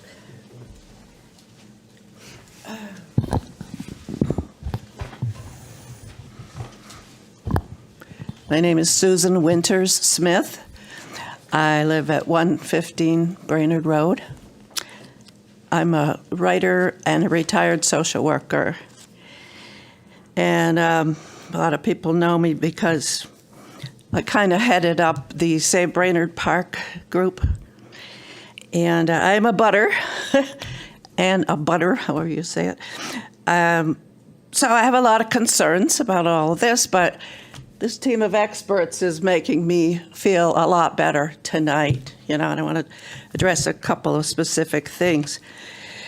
With the whole Brainerd Park episode, there were people with a lot of intense feelings on both sides, and I put the website down because it got a little bit tense for me. People saying, oh, you're on that side and that side, and wanted me to have all these facts, okay? I am not an expert on wetlands. I'm not an engineer. Brainerd Park was given as a gift by Agnes Brainerd, and I even went to the state's Attorney General's office, Mr. Gary Hawes, and he has assured me that that issue is done. He's an interpreter of the deeds, and that her gift to the town is stable. I'm happy about the mitigations that are going to be going on and the things that are going to help Brainerd Park's wetlands in the process of all of this. And it's in my backyard. I'm right there, and along the back is Brainerd and some of the wetland area, and then to my left is going to be 113 Brainerd, where there will be turf, sports turf. So I have some concerns about that. Let's say, when I first started getting into town politics a little bit at my age, I went and talked to Ellen and Mayor Bob and Mr. Nelson about all of this issue, and I said to him that I know I represent my neighborhood, the people all around there, and what the people want in this town and should be wanting is transparency, honesty, and responsibility. Okay? And I mean, I feel like this town is really stepping up and doing that. Okay? Some things maybe could be done more efficiently, but you are hearing everybody's opinions and addressing them. And this group of experts is doing that also. So I want to congratulate the developers for putting this team together. And Mr. Attorney Angelina cleared up a few points, like about the Yale study and the involvement of the Army Corps of Engineers. Can't read my own writing sometimes.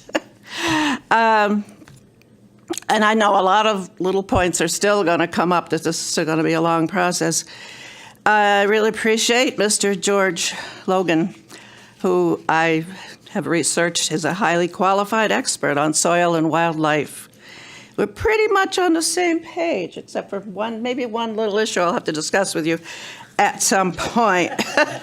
But I've lived there 54 years. I know what's in Brainerd Park and all around the back. And I gave a very detailed list of the birds and the reptiles and the mammals that are there. And, you know, there may be a couple that are iffy. One was from my brother-in-law, you know, maybe he didn't know his lizards. But there's a lot of wildlife back there, and we all know that. And in fact, it's all over town. The deer come running through everybody's yards. I have bobcats run through both sides of my house. You know, and some people say, well, we don't really need those. We don't need the coyotes either. I've had little foxes with a whole den of kits back there not too long ago, and I like to see them. We have possums, we have raccoons, lots and lots of deer. And you can walk through parts of Brainerd Park and not see deer prints all over there, okay? And I understand the beavers were a long time ago, and I knew that, and people are telling me I need to defend the beavers, but I don't think there are any there to defend anymore.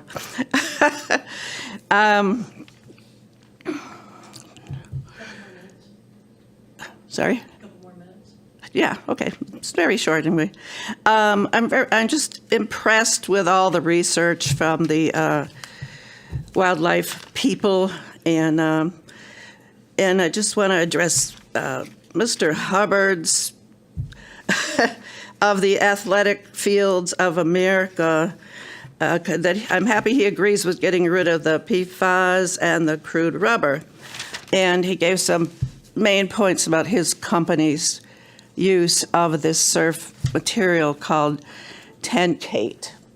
I looked it up and I studied the website and the whole company, and I have to say I was extremely impressed and happy about that. I know some of the surfs have still maybe too much plastic. I don't know. That's what I'm hearing, but they do make some turf that's mostly biodegradable natural materials like cork and olive pits. And this is a company that's been around for a long time, originated in the Netherlands, and it gave me a big lift to know that if our government's doing nothing, people and other companies are doing things to make the world a better, cleaner place. And this company is doing so. I'm really excited. And I'm excited that the townspeople are caring what's happening and that you people are doing your jobs. And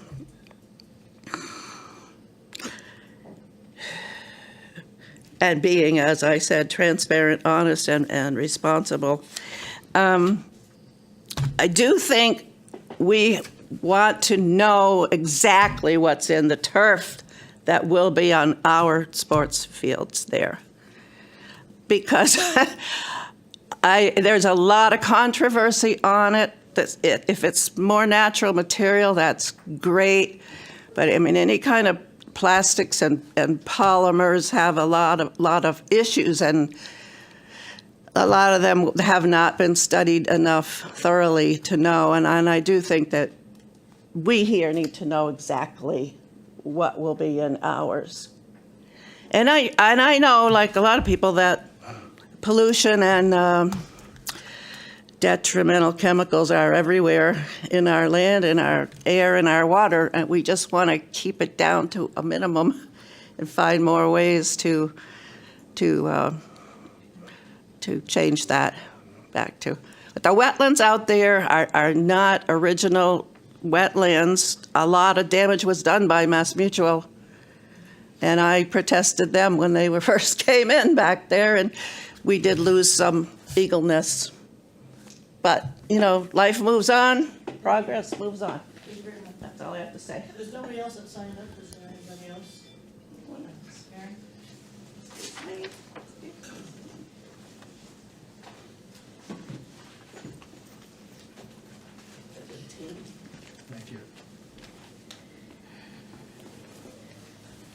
Oh, that's a short chair. Karen LaPlante, 166 North Maple Street. I'm presenting a comment from Kyla Bennett tonight. I'm going to include, I have copies for everybody.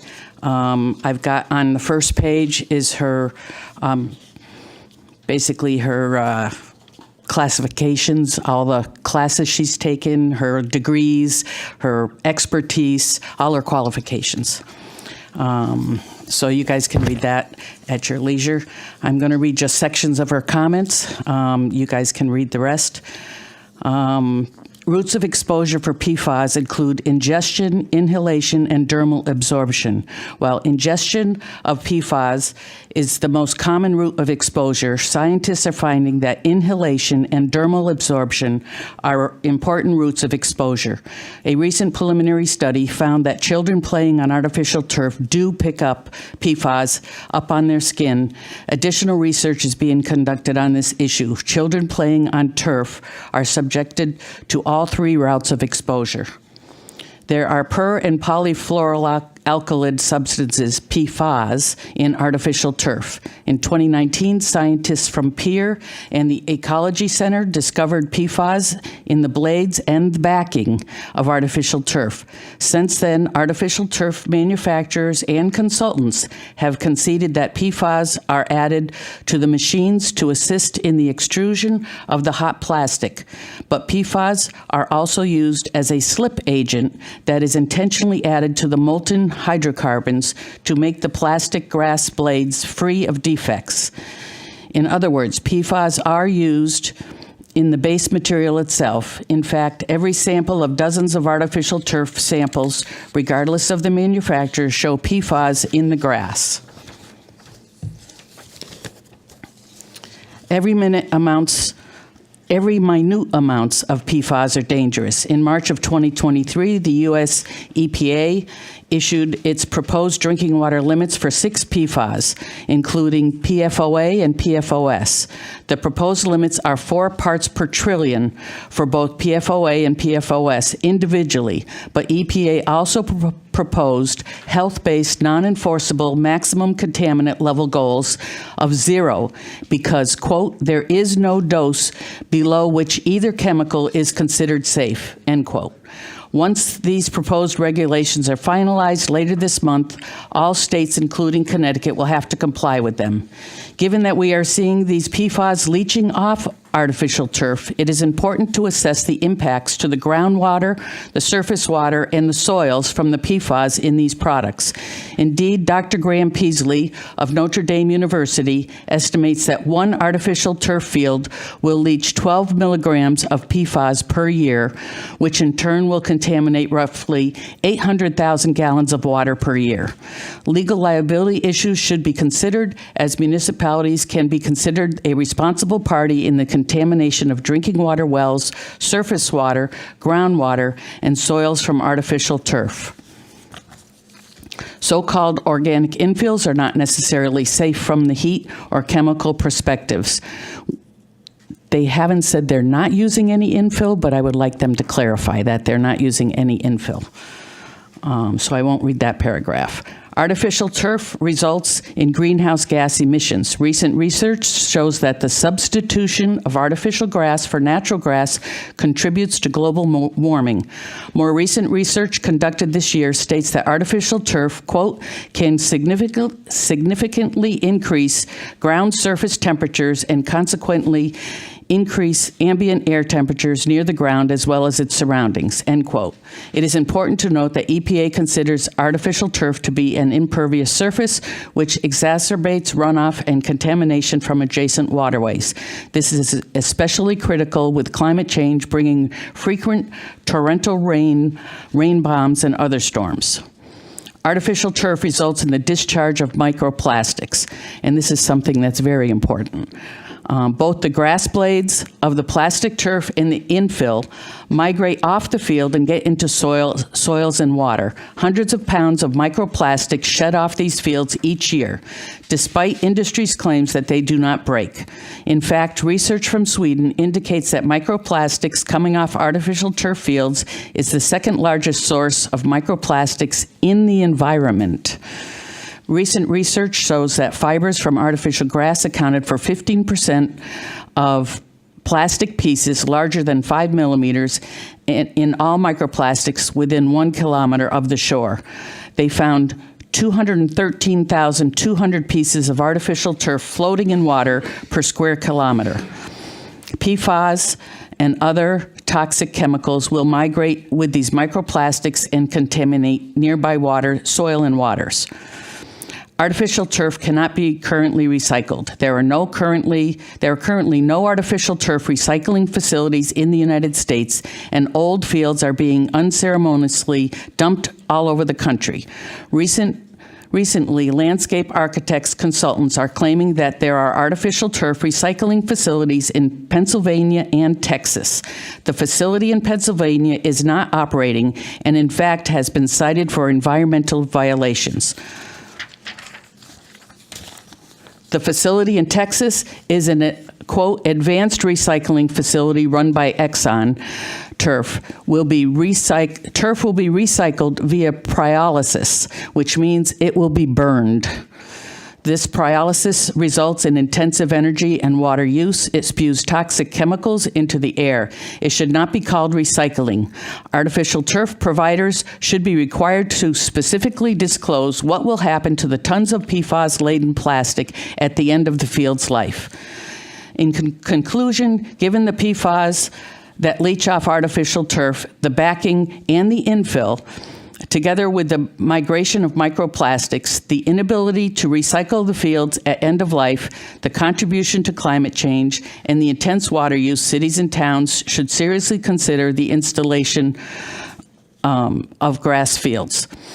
It appears that all artificial turf contains PFAS and may contain one of the most toxic, PFOS, because we only discovered PFAS in the artificial turf a few years ago, and there have been no studies investigating health impacts to athletes using the fields from these PFAS. This absence of evidence does not mean that it is safe for people to use the fields. It merely means it has not yet been studied. However, we do know that every minute minute quantities of PFAS are dangerous to human health, and we do know that PFAS in the fields leach off into the groundwater, soils, and drinking water. Thank you. And I do have additional comments if I can come back.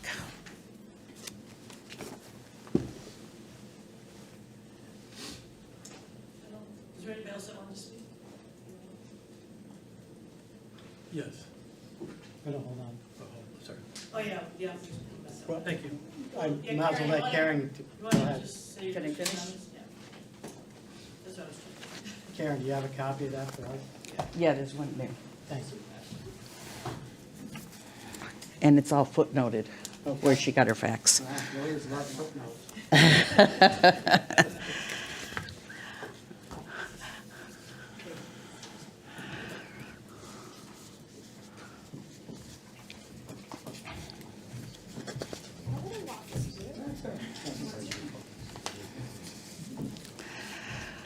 Okay, Karen LaPlante, 166 North Maple Street. Now I'm speaking. Bill Cody asked me to repeat some things that seemed to be misunderstood at his last comment and clarify. And also, I've made a couple comments about some of the things that we've learned about since the last meeting. So we heard our comment about the Yale study saying it was never a study, nobody knows, that wasn't done, and so forth. Well, I do have an EPA study that basically shows there are heavy metals and contaminants in the turf and the crumb rubber, and so forth. So I don't want to anybody to think that we made the information up. This study shows the information and where it came from, and I'll leave that with Georgie. I have 2 copies.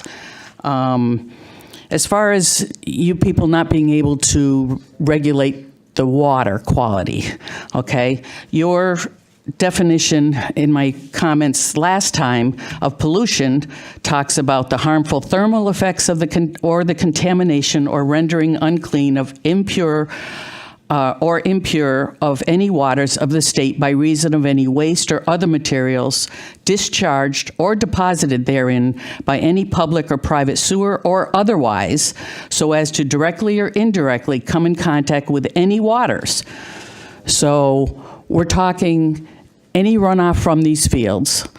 If they get into the ground, okay, because this is an aquifer protection area, and I understand you think the state is going to protect that water quality for drinking water, it is your duty to make sure if anything is getting down into that groundwater, because what happens is in an aquifer protection area, it is considered, their water is considered surface water. So the surface water is being contaminated. It gets to the drinking water state, and so as far as I'm concerned, I think you can have something to say about that, because it is contaminating both the surface and the groundwater and the drinking water. These wells they're not in bedrock. They're in this material that they're going to be excavating. By them excavating this 14 feet of material in some of those locations, it may impact the quality of the water. So it is an important thing to think about when they're doing this. So I would like it clarified that they are not using any infill. There's a layer of material underneath that they haven't completely identified what that is. It's like a foam rubber, and what that material is, I think it's important you should know what that's made up of and how that is going to break down. And at the last meeting, the PFAS, the gentleman about the 10K turf mentioned that it tested non-detect for the PFAS chemicals at parts per billion. We need it tested to parts per trillion. And I think that was all I had. And I think there still needs to be some stuff done on the drainage that's coming out of the bottom of those walls. And is that going to wash away the, what's supporting the wall and so forth. So I think it is important that you do have that plan. It may be a plan, because it's a structure that planning and zoning does, but it's still going to be impacting your what happens when any water runs off. And that's something they can't necessarily talk about. So I think that's it.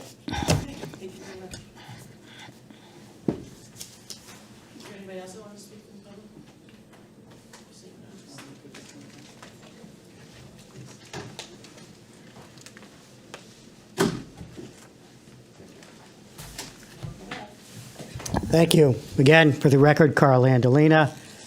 I've asked Alan Hubbard from Athletic Fields of America to join us.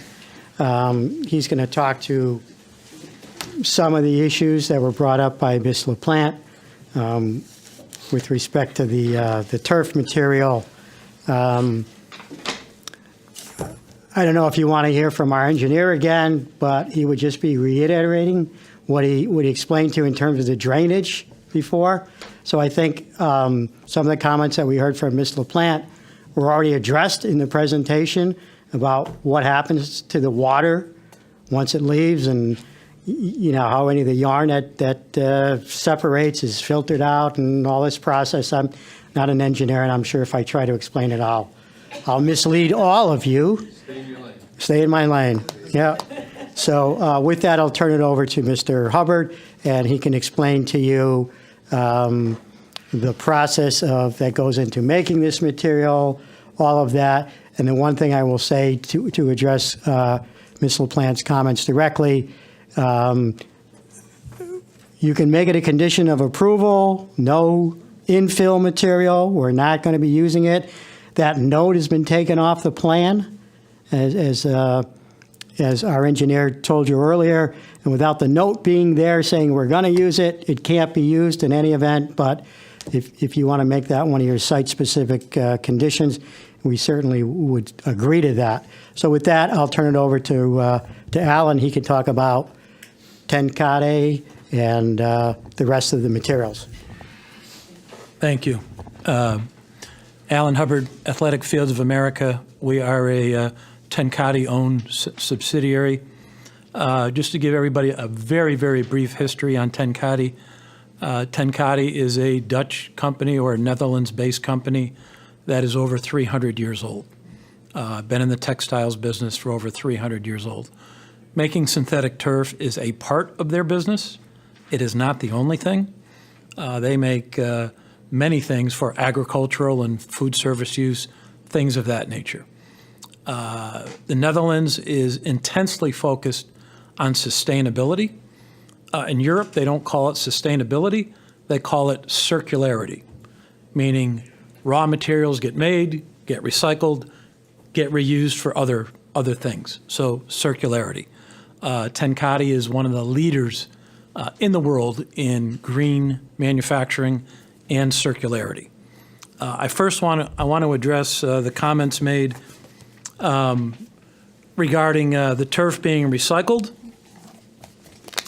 That's just a flyer, but you can see the website on there. Hang on, girl.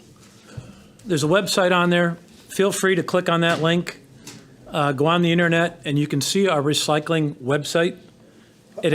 Sorry? I got to stop him right there. So, Sorry.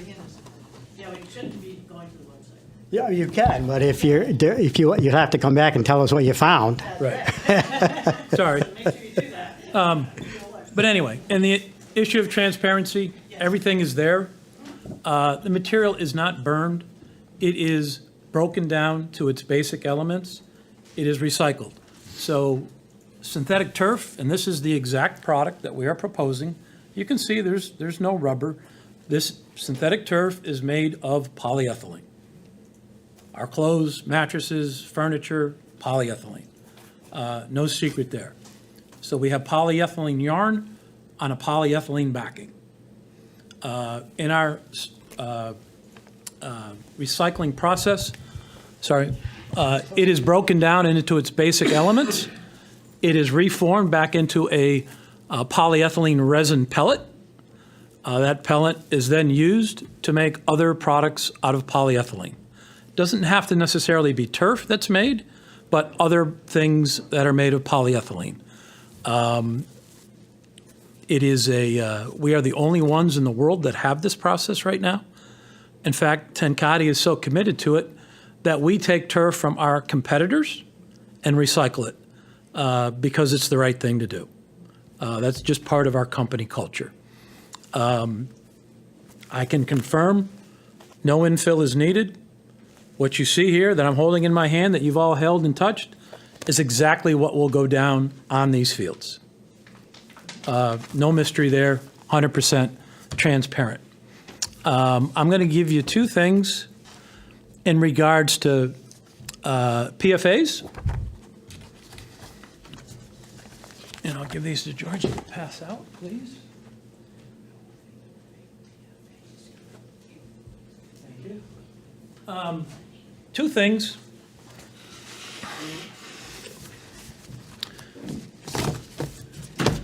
What you'll find is a press release that we put out globally at the beginning of the year, not just about our recycling, but about our commitment to make products that are PFAS-free. A lot of information there.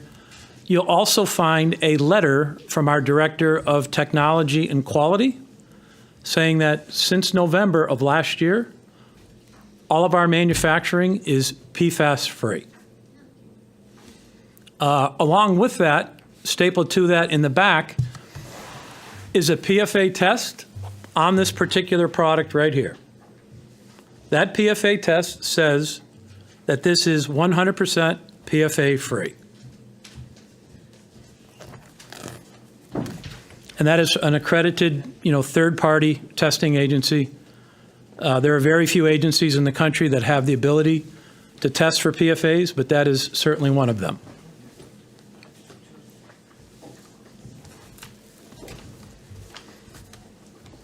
And document here from the Connecticut Water website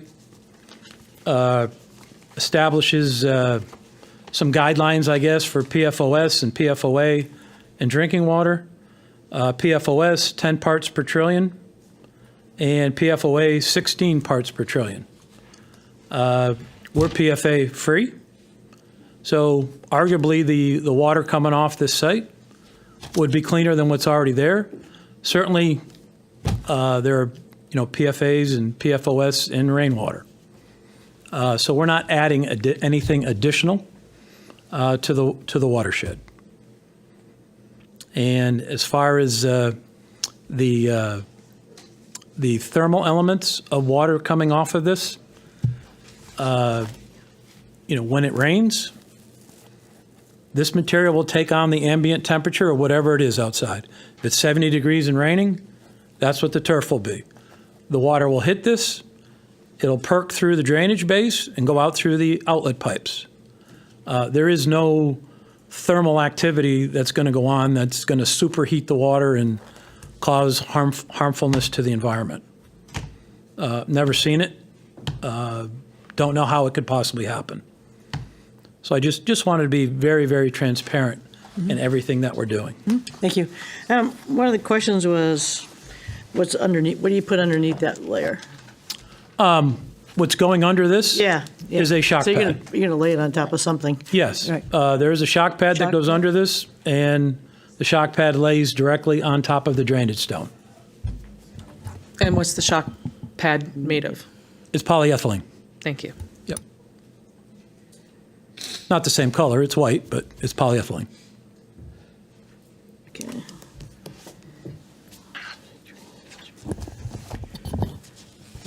Okay.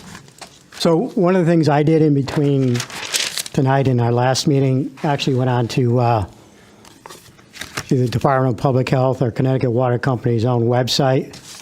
And the land that they own in Enfield is grouped together in a regional area of wells and other water-producing properties. George, remind me, what's in the Great Western? What is it called?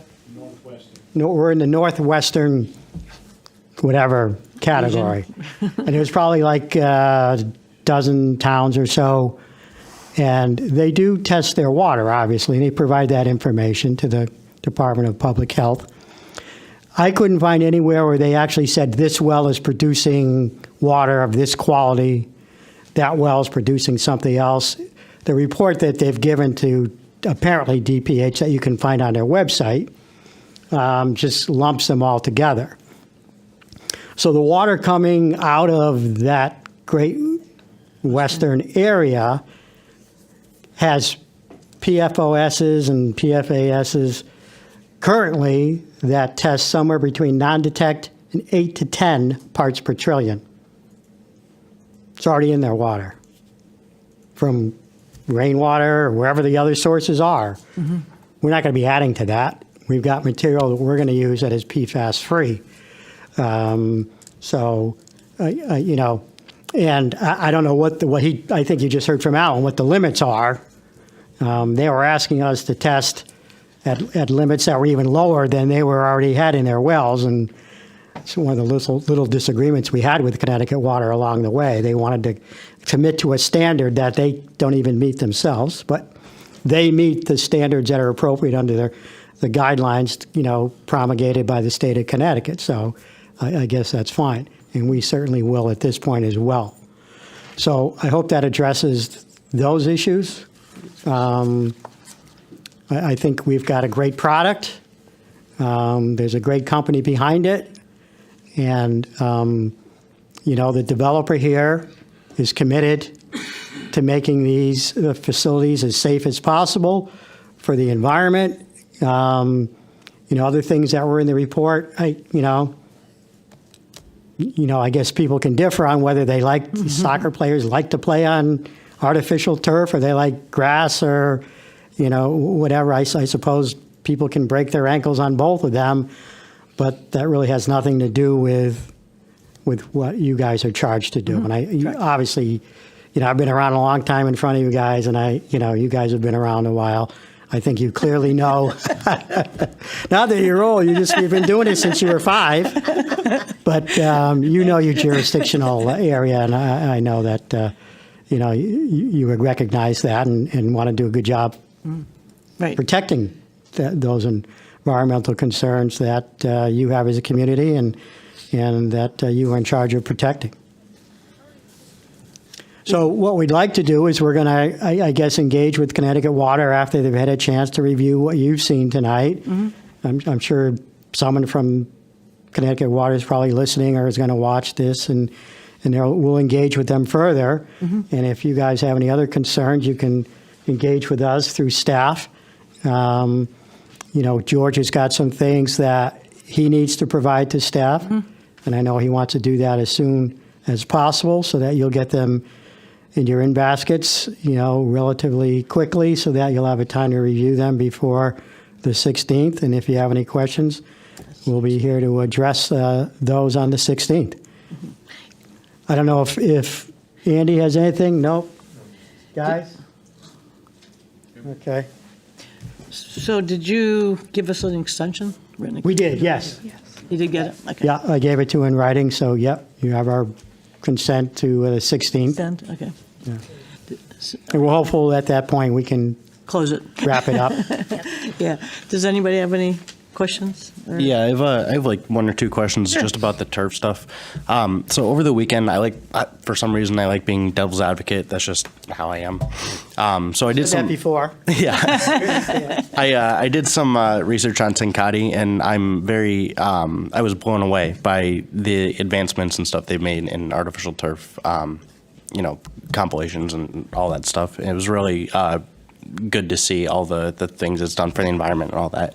I just read somewhere, I forget whether it was on the actual Tenkate website or another link, that the artificial turf requires every 8 to 15 years it needs to be replaced or adjusted. Obviously in New England we have different weather here.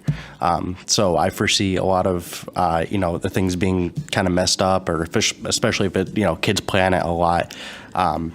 I obviously foresee it being need to be replaced in like 10 years or whatever. Does the company come in and replace it itself? And is it just like a quick swap of like a big kind of like a carpet thing? Good question. So I'll address that in two parts. Okay.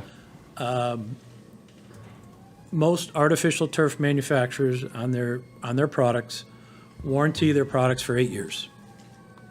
Again, it's hard to dictate. I'm sorry. Most artificial turf manufacturers warranty their product for 8 years. Non-prorated, 100% replacement. It's hard to accurately say how long a field is going to last because there are a lot of unknowns. For instance, how much do you use it? Do you take care of it? And the quality of the turf. But in general, a good quality piece of artificial turf installed correctly, maintained correctly, should last an average of 10 years. Okay. Under average play. This is not an average piece of turf.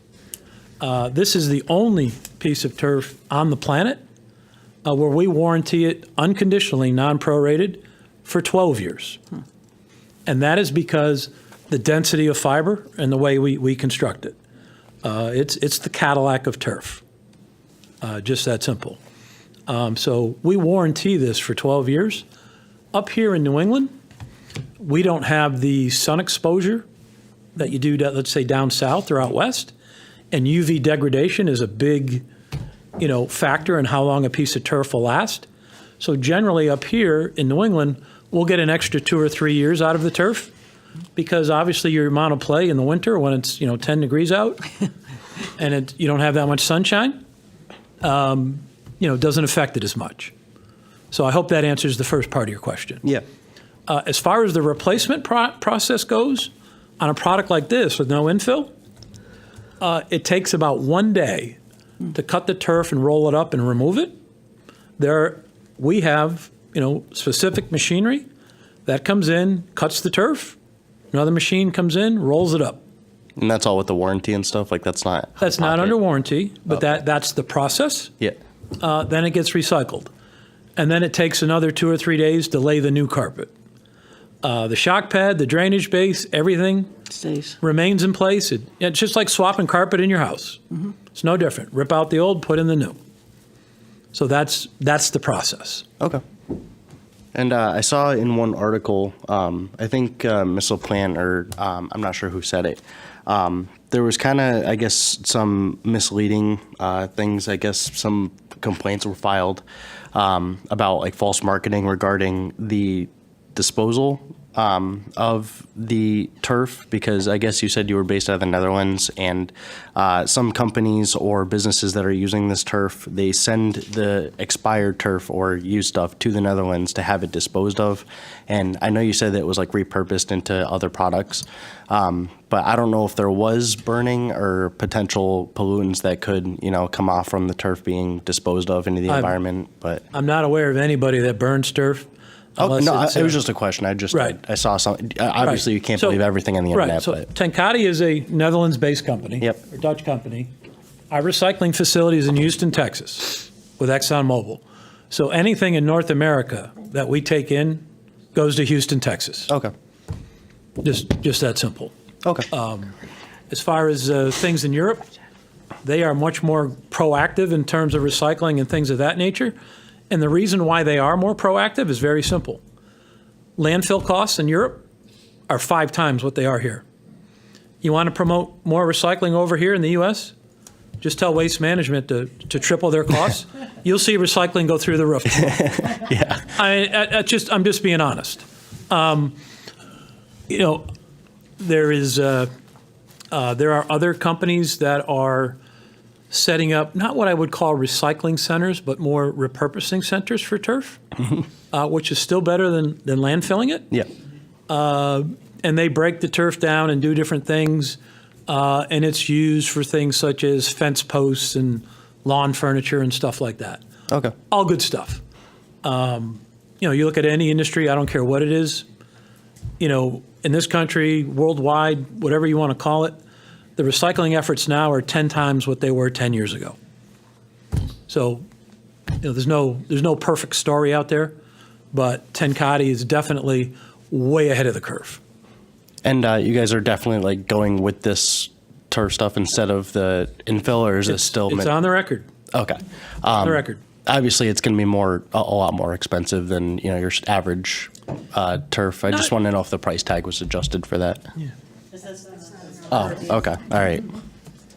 I just wanted to make sure it was on. All right. Okay. Well, but it's just that's me being my economics degree. But all very good questions. Okay. Happy to answer. Yeah. No, absolutely. Thank you.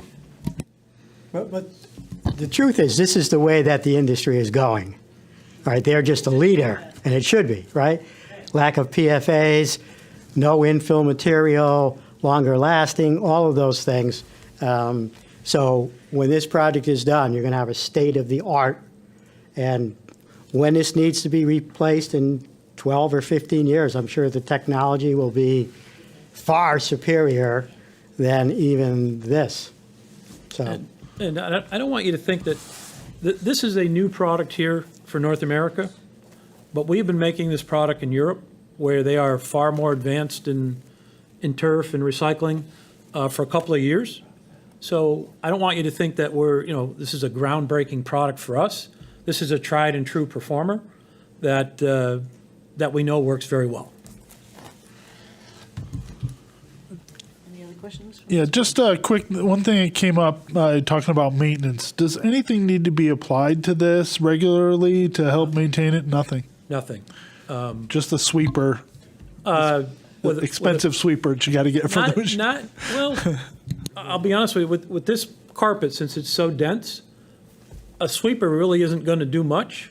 The best thing that you can do for any piece of turf is just keep it clean. So really more like a leaf blower. Just blow it off, keep any contaminants out of it, is really the best thing that you can do. So you're not going to plow snow off of it? I would You assume are? so, yes. You are? Oh. Yep. So you just go on with the plow and plow it off? It's a very special plow that doesn't dig into the turf and damage it. And you're typically using a vehicle that's got wide rubber tracks, what we call a low ground pressure vehicle, to plow with. Because you don't want a heavy vehicle with narrow tires that's going to damage things. I think it showed it was going to go on to field 11, your snow pile. So as that melts, is that going to go into your drains and catch basins and everything? Towards the front. But towards the front, okay.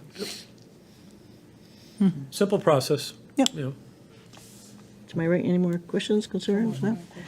This way? Nope. all right. Thank you for your time. We Thank you. appreciate So it. you and need I a guess motion we'll- to, whoop, George. I just want to mention, it seems that you are on a path where you're about done submitting new information with the exception of Connecticut Water's comments. So if that's the case, I just respectfully ask that George get all that information to me by Monday at the latest so I can finish my report.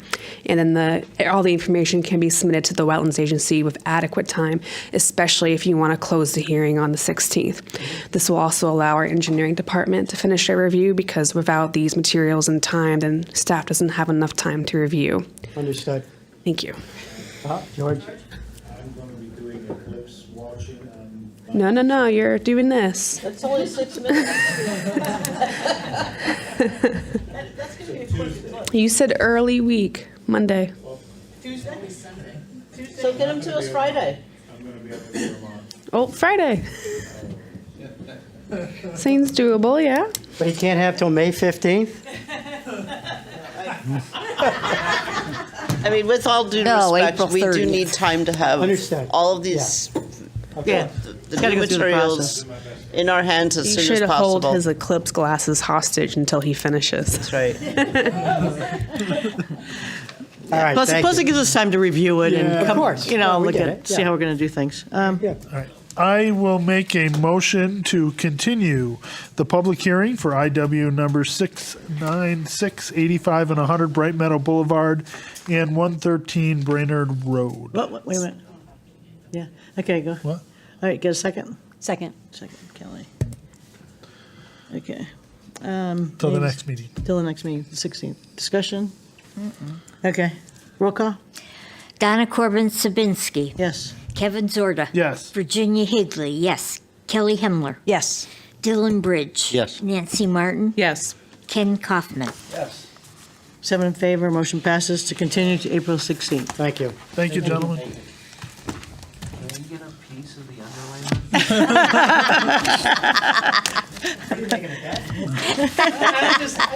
He likes it. 15 by 15 foot. Yeah. Yeah. The underlayment,